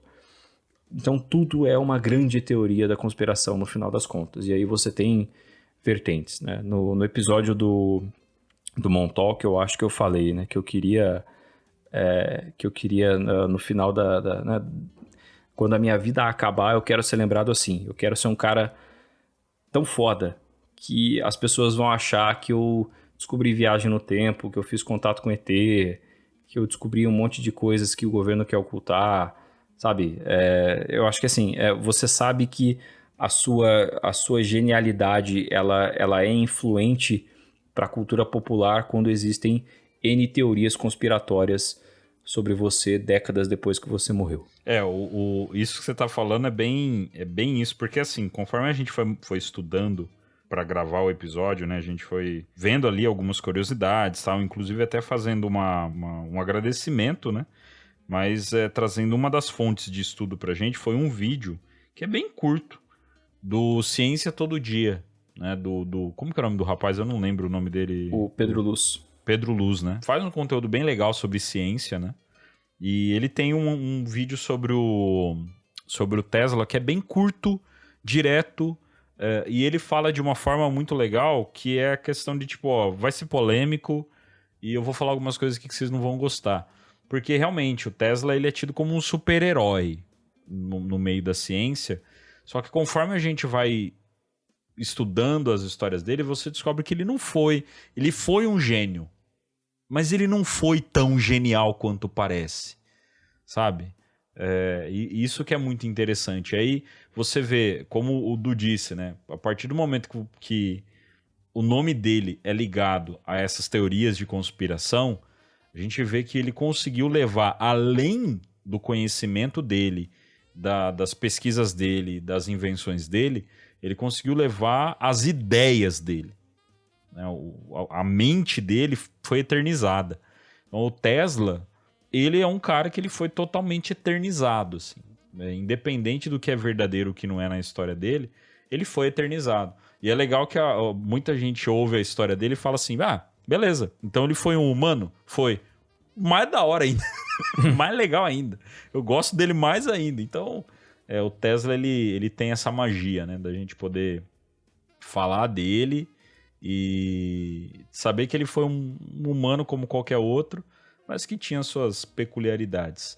Só que isso foram as conspirações. Só que o nosso amigo Tesla, supostamente, teve um contatinho extraterrestre. Tinha ali algumas teorias, tá? Então, para vocês terem uma ideia, e isso foram declarações dele. Declarações dele. Então, isso já não vem com documentos de conspiração. Então, em 1899, ele estava conduzindo experimentos de transmissão sem fio em seu laboratório em Colorado Springs, onde construiu uma das maiores bobinas de Tesla já feita. Durante esse experimento, ele afirmou ter captado sinais de rádio repetitivos vindos do espaço. Essa bobina bobina de Tesla de Colorado Springs, ela é representada no filme Aprendiz de Feiticeiro. Tem uma cena, spoiler, mas o filme é de 1700 Guaraná com rolha, 1800 e Nikola Tesla, né, o filme. Tem uma cena onde ele usa uma bobina de Tesla gigantesca para lutar contra os espíritos lá, contra o mal. É muito legal essa cena, porque ele usa uma bobina de Tesla e uma gaiola de Faraday. É muito maneiro, é muito maneiro. Então, se você tem dúvida de como que funciona, esses dois componentes, eles se unem. É a bobina de Tesla e a gaiola de Faraday. Né? Uma solta os raios, a outra protege a pessoa e faz você meio que usar os raios a seu favor, tá? Então, tava lá o Tesla, 1899, a sua bobina de Tesla gigantesca lá, começou a fazer raio para todo lado e aí ele percebeu que tinha uns sinais repetitivos vindo do espaço. Né? Ele usava essa antena com alta sensibilidade e receptores eletromagnéticos para captar as ondas de rádio. Aí ele notou que um padrão repetitivo em comum, algo que parecia ter uma organização diferente dos ruídos naturais do espaço, começaram a vir até ele, né? Sabe o que me lembra, Odu? Me lembra muito sinal UAU. Me lembra muito sinal UAU. Tipo, tava lá fazendo um negócio e aí veio a informação, só que o sinal UAU foi captado justamente num sistema de pesquisa, né? Pesquisa extraterrestre. Foi meio que proposital. Agora, o do Tesla, não. Do Tesla, ele estava fazendo um experimento e aí outra coisa aconteceu e aí chamou a atenção dele, né? Essa é a diferença entre cientistas e engenheiros. O engenheiro odeia quando acontece alguma coisa que ele não estava esperando. Olha que frase... Copiei isso de um filme da BBC. Mas olha só... Os engenheiros detestam quando acontece algo que ele não estava esperando. Não, então, ele usava antenas de alta sensibilidade, né, e receptores eletromagnéticos para captar ondas de rádio. O conceito de radioastronomia não existia ainda, até porque o próprio conceito de rádio era uma novidade.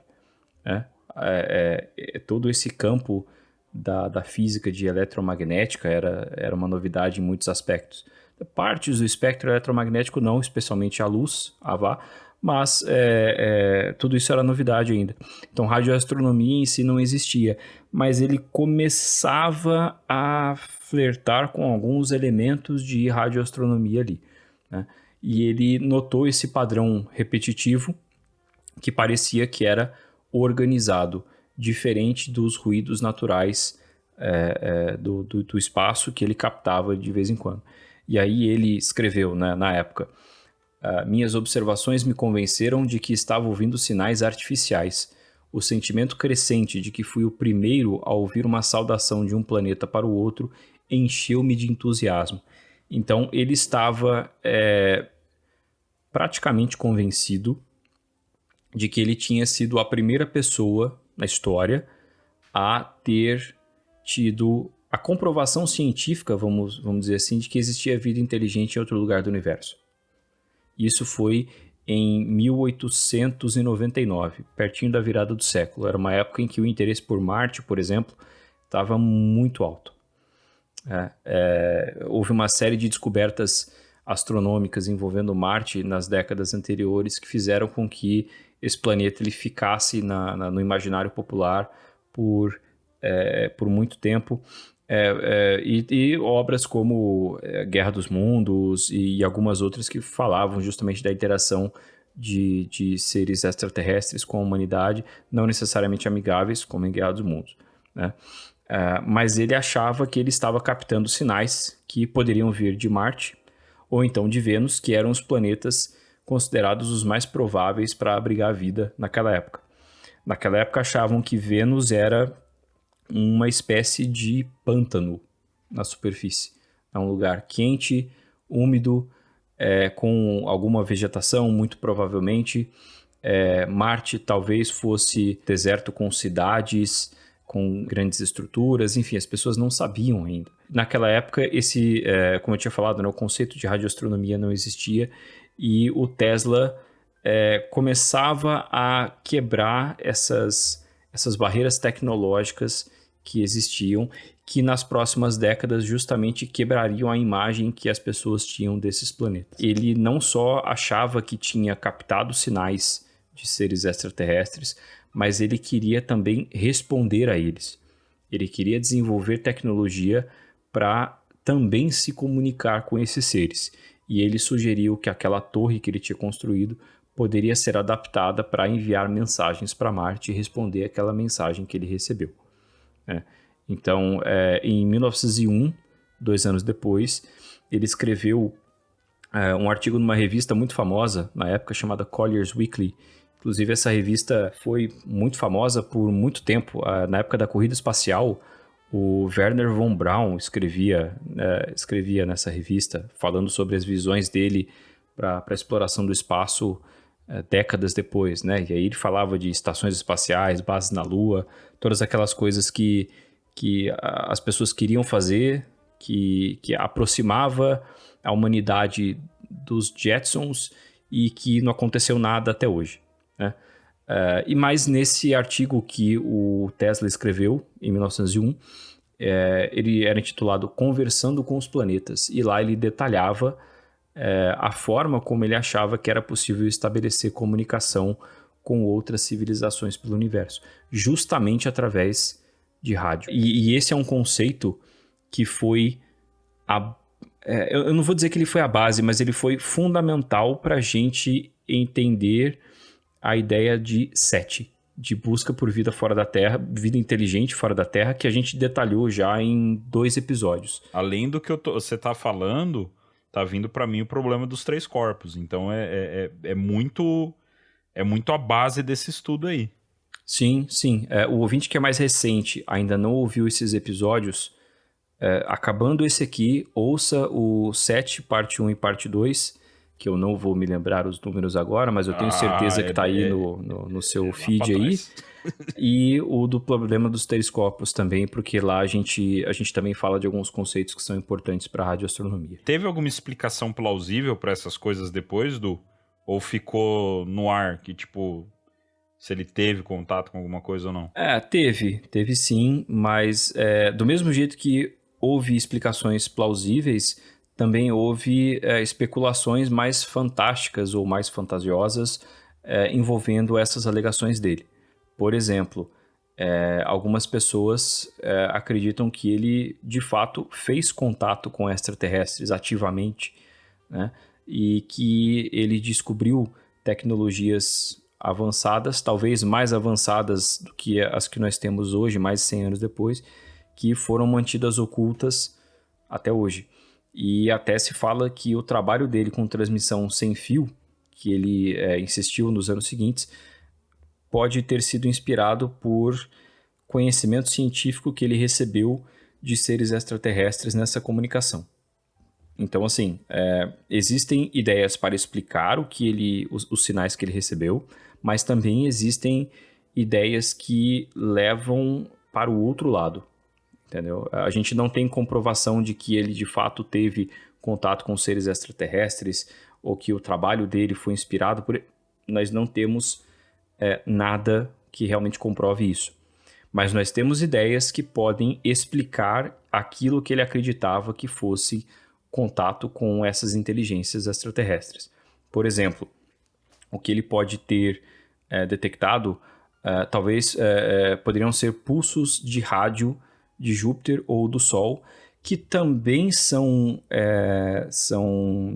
mencionados na série do Problema dos Três Corpos, especialmente na série chinesa. Tá? O livro também, o primeiro livro também fala sobre isso. A série da Netflix, ela fala assim, acho que 10 segundos a respeito disso, mas a série chinesa tem um episódio inteiro dedicado a isso.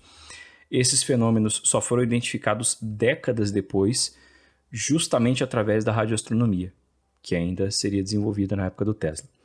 Outra possibilidade, o equipamento dele era sensível demais e ele captou ruídos elétricos que eram gerados por tempestades ou descargas eletromagnéticas naturais.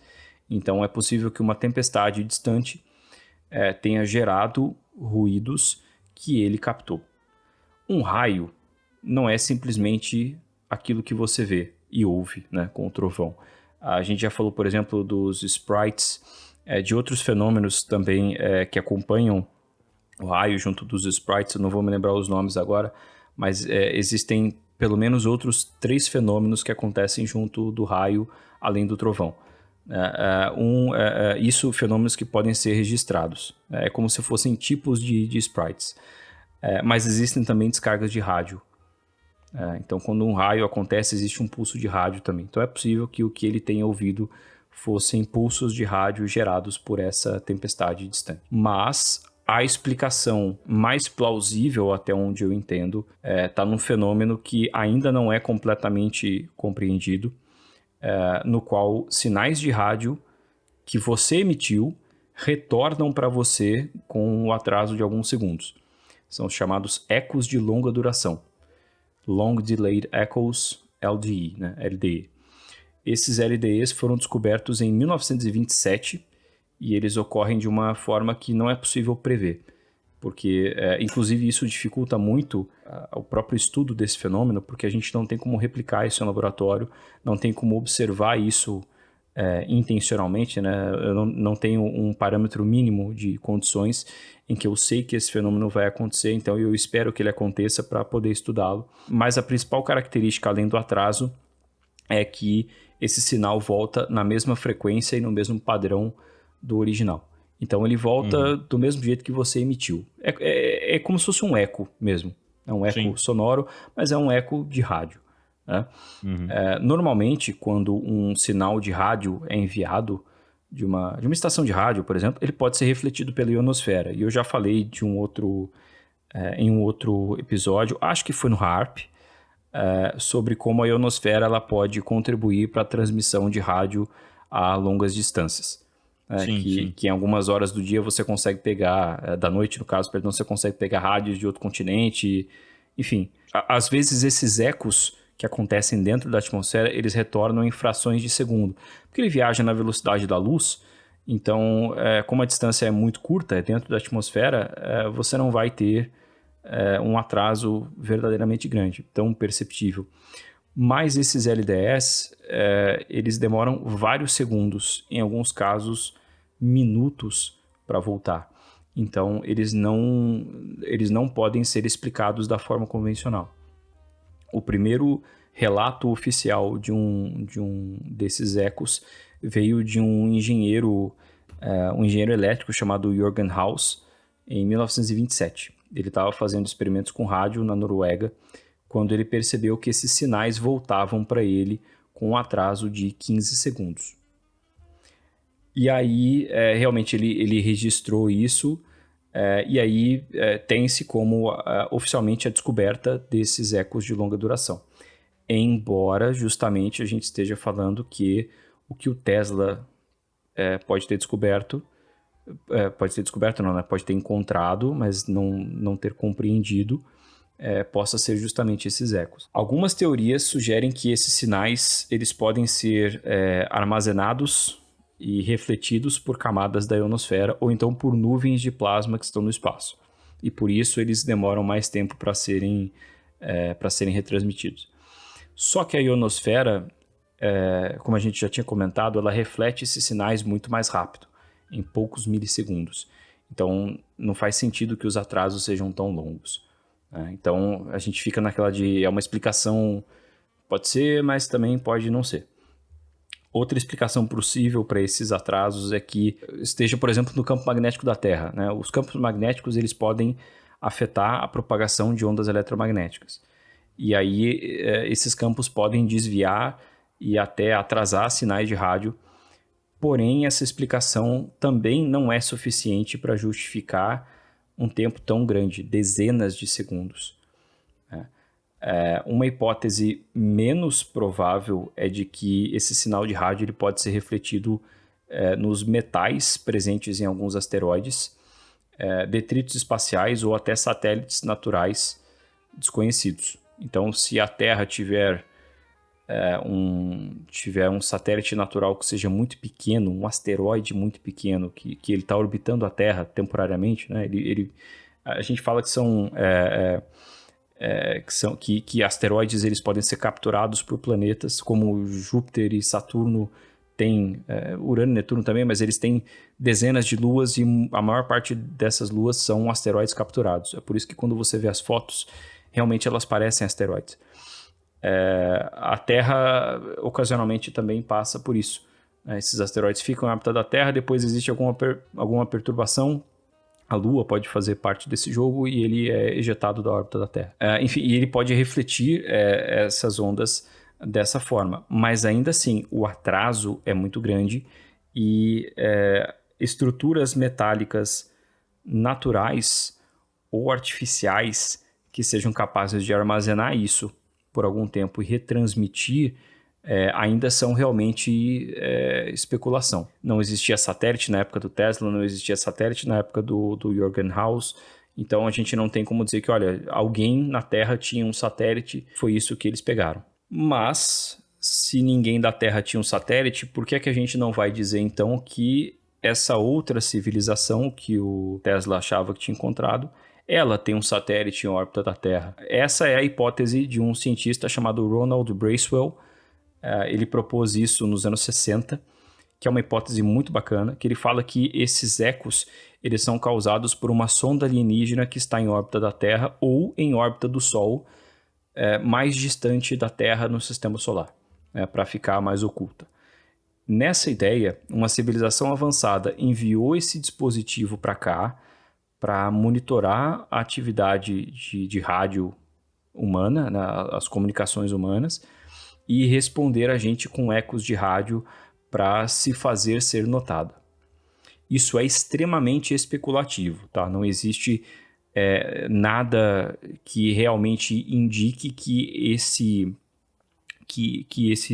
satélite extraterrestre foi descoberto, mas foi proposto lá em 1960. E é um debate muito mencionado até hoje dentro desse campo de especulação sobre inteligência extraterrestre. Cara, é uma teoria bem legal. Eu não conhecia, acho que a gente nunca citou essa teoria aqui. Essas são as sondas de Bracewell e elas foram citadas por... Deixa eu me lembrar o nome do artigo. Esse artigo foi mencionado, sabe onde? No blog do Astrônomo, cara. O melhor blog de astronomia que você pode encontrar nos dias da atualidade. Exatamente. Essa ideia das sondas de Bracewell, elas foram citadas em 2023. Assim, foram várias citações ao longo de décadas, lógico, mas elas foram citadas em um artigo chamado Physical Constraints on Unidentified Aerial Phenomena. Se o Guto tivesse aqui, eu ia pedir pra ele falar igual o Trump pra poder falar isso aí, cara.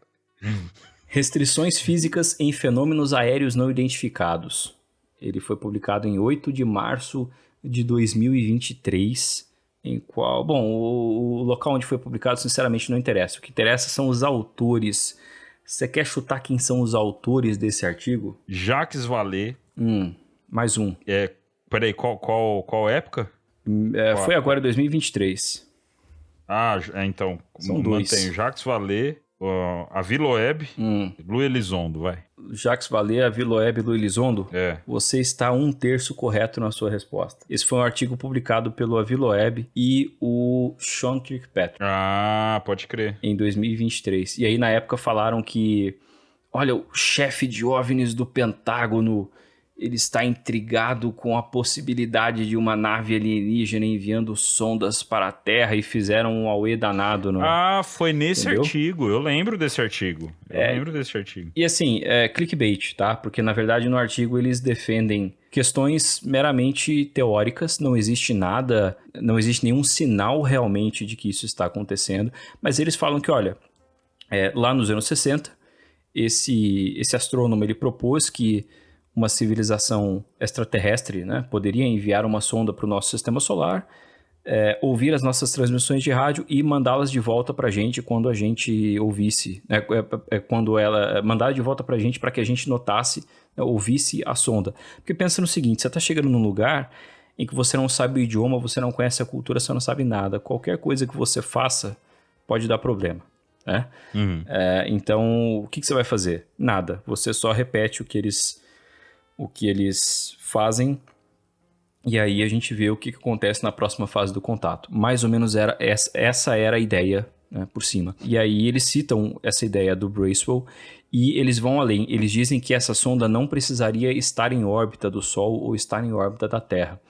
Eles citam o Oumuamua, né, que foi um cometa interestelar que passou pelo Sistema Solar. Bem nessa época, inclusive. Assim, de um ponto de vista externo, na verdade, foi o Sistema Solar que passou por Oumuamua, né? Mas, enfim.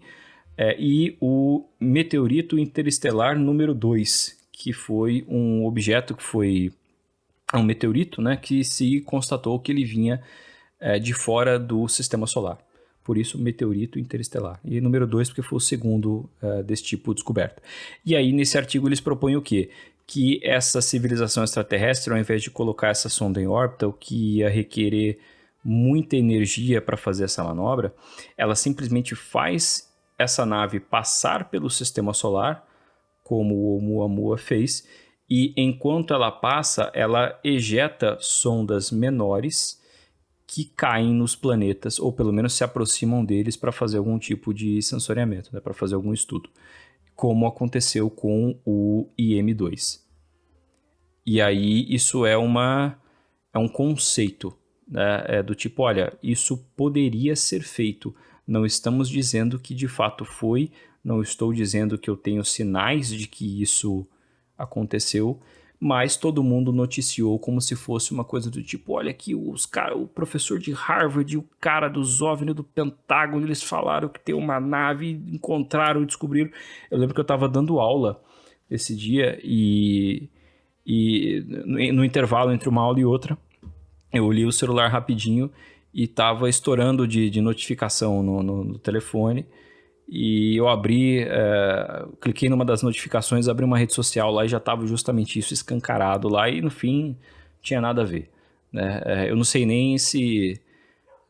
assim, provavelmente a maior parte dos jornalistas que escreveram essas matérias, infelizmente hoje nesses grandes portais, você não tem jornalistas especializados em ciência, gente que tem conceitos científicos para realmente poder escrever mais a respeito disso. Então, muito provavelmente eles nem leram o artigo. Tá? Talvez não tenham lido nem mal tenham lido o press release que acompanhou o artigo, senão não estariam falando essas coisas na notícia. Mas enfim, clickbait. Tá? Mas só para dar uma ideia de que uma das possibilidades para explicar o que o Tesla captou lá em 1899 é essa, de que existe uma sonda alienígena em algum lugar do Sistema Solar, talvez em órbita da Terra, que repete os sinais de rádio que nós temos. E esses sinais de rádio foram observados diversas outras vezes. Tá? E numa dessas hipóteses, apresentada em 1960, a causa de alguns desses fenômenos é justamente essa. Temos alguma identificação verdadeira disso? Não. Então permanece uma hipótese extremamente especulativa, mas é uma hipótese muito legal.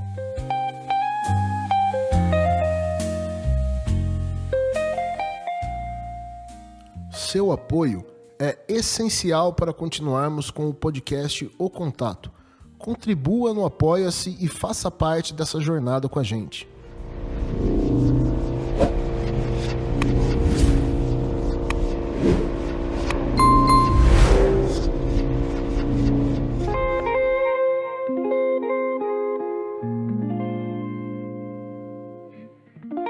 Bom, gente, pra gente encerrar, pra gente ir pros finalmente desse episódio, algumas curiosidades, né, e alguns esclarecimentos de algumas informações que são sempre faladas, né, na história do Tesla, e algumas são tidas como verdade, igual a história do Einstein, né, que eu contei pra vocês, que pra mim o Einstein era um aluno ruim e tal, mas isso é tudo história, porque meu caro amigo Eduardo Oliveira, o papel dele é esse, né? É contar a história que a gente gosta de contar, ele vem e fala que não é.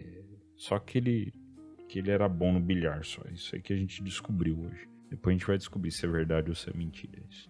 Gostaria muito que vocês descobrissem qualquer dia desses, viu? Não, vamos descobrir. A gente vai armar isso aí. Não vai demorar muito, não.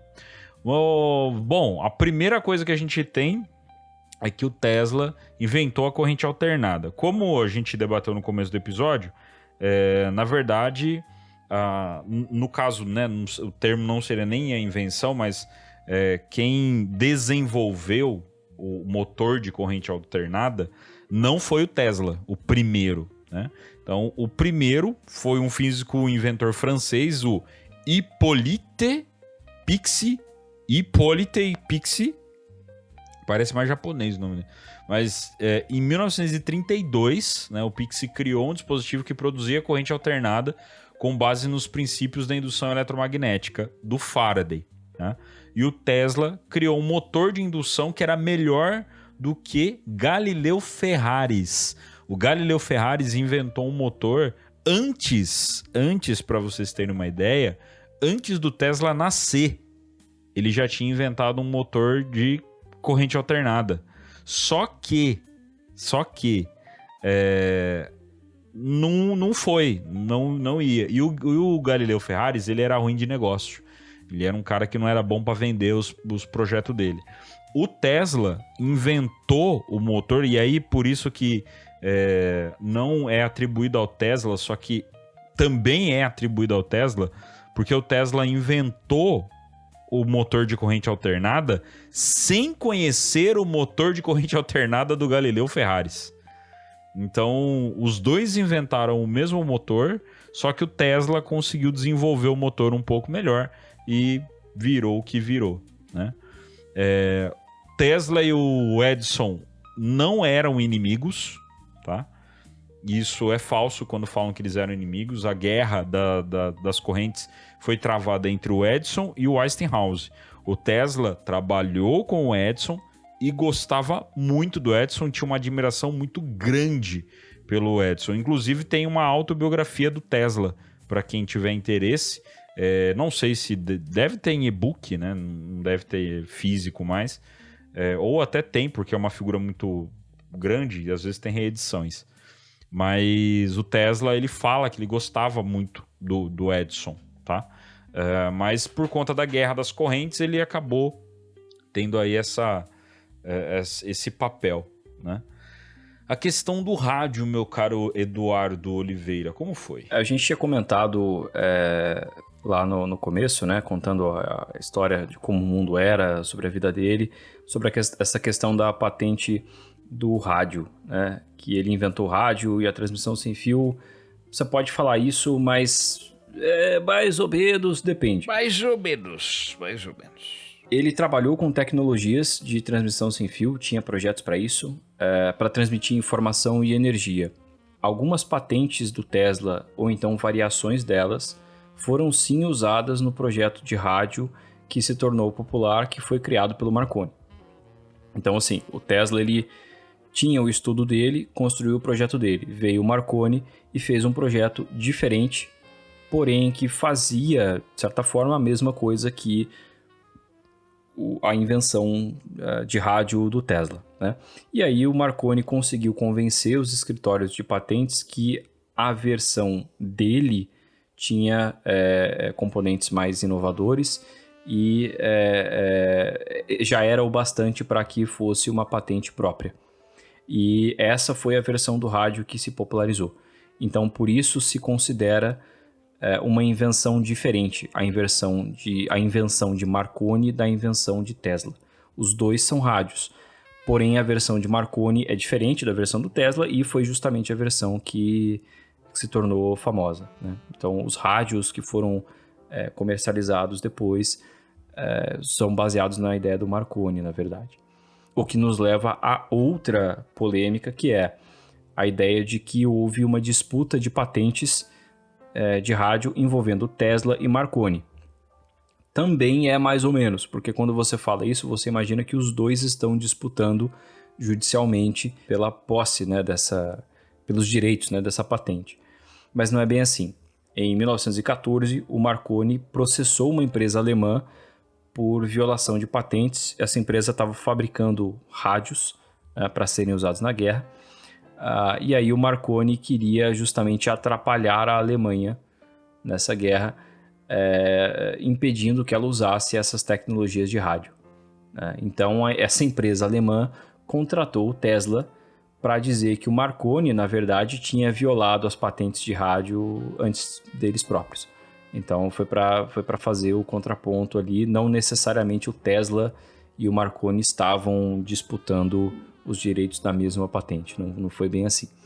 Aí, quando a guerra avançou, várias dessas patentes foram consideradas coisas militares críticas, então isso dificultou muito para que o Tesla se beneficiasse financeiramente, e aí com várias outras coisas acontecendo também, isso deixou de ser tão importante. A questão de que o Tesla, como a gente também chegou a mencionar, o Tesla não propôs energia gratuita para todo mundo, né? Não era bem assim.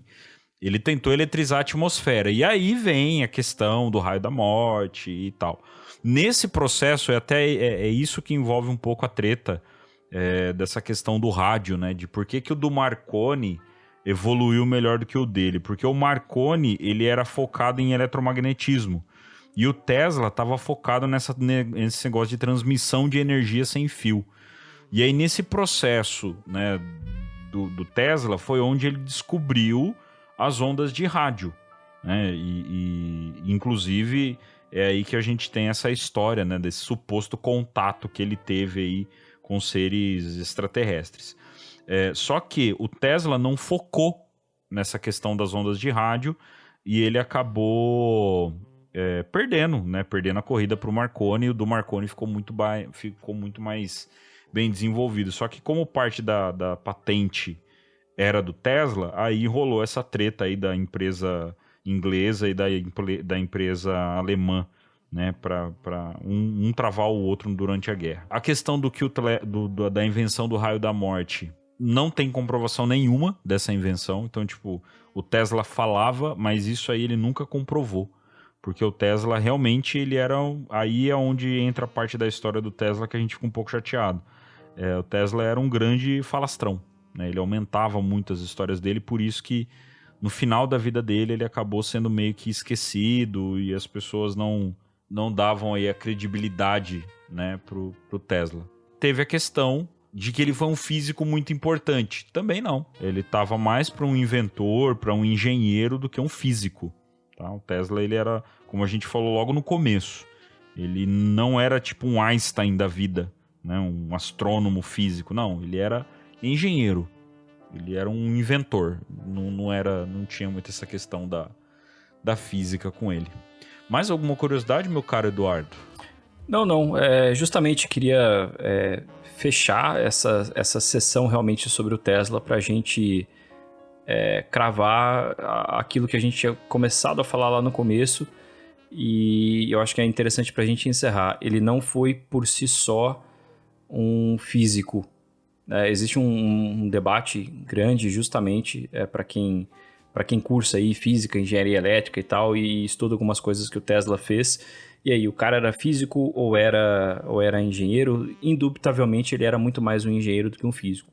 Não significa que ele não tivesse um domínio muito relevante sobre coisas da física, mas eles eram muito restritos à parte de eletricidade, especialmente eletricidade, né, onde ele era mais, tinha uma profundidade maior, tinha um domínio muito maior. Foi sim um cara extremamente criativo e muito determinado. As contribuições dele para o mundo estão aí até hoje, né? O que ele fez ajudou a moldar a tecnologia que a gente usa agora, nesse exato momento, né? Como eu falei, se você tem uma tomada perto de você, isso é o legado do Tesla, mas não pense nele como um cientista, pense nele mais como um engenheiro ou um inventor. E o podcast O Contato também tem os seus apoios. Procure no YouTube CIPEX, Caminhos do Insólito, e conheça o belo trabalho do nosso professor e amigo Carlos Alberto Machado. E também procure no YouTube Portal Fenômeno e acompanhe o grande trabalho do pesquisador e amigo Jackson Camargo.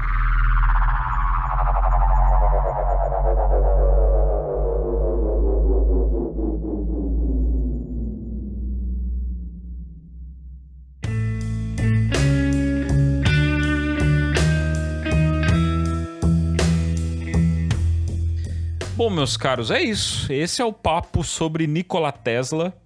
Esperamos que vocês tenham curtido esse papo. Eu curti pra caramba, né? Só eu e o Du aqui, o papo ficou longo pra caramba.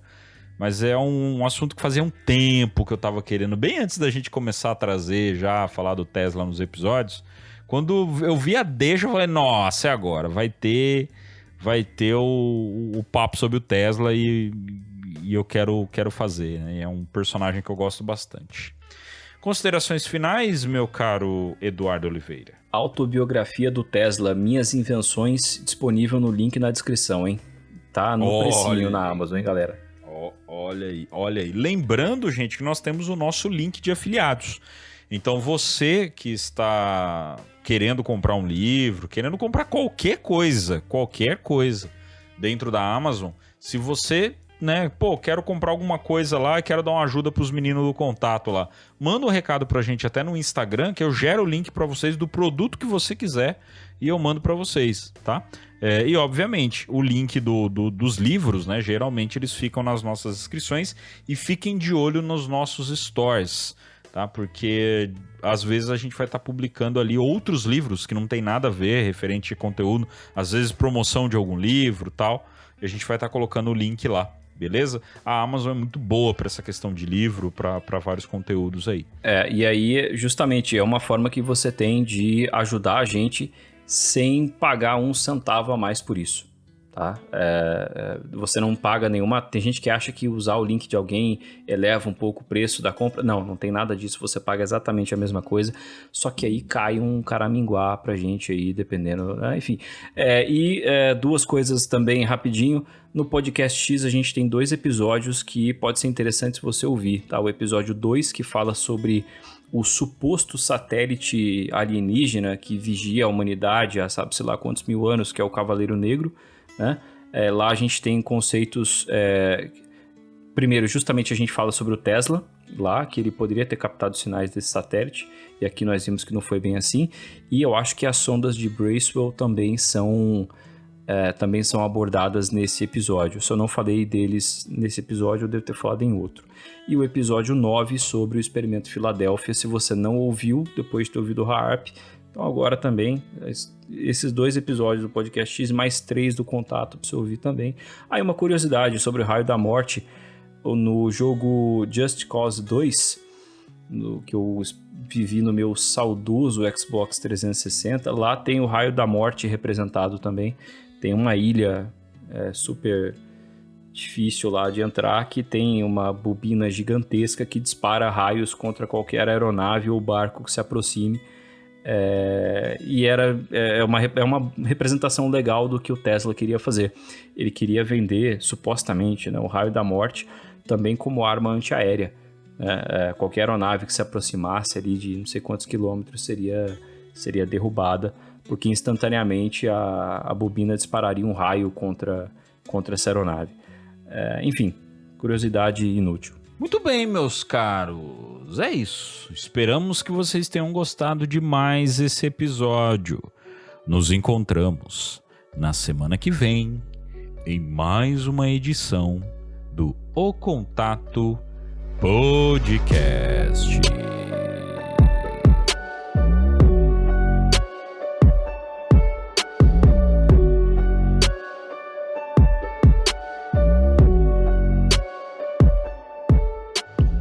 Fala pessoal, tudo bem? É o Guto aqui, passando para tranquilizar todos vocês que estavam aí desesperados, sentindo minha falta, se perguntando onde eu fui parar. Eu tô aqui, não fui abduzido por alienígenas nem por agiotas, estou recuperando minha saúde, em breve eu tô de volta para a alegria de alguns, tristeza de vários. Um grande abraço.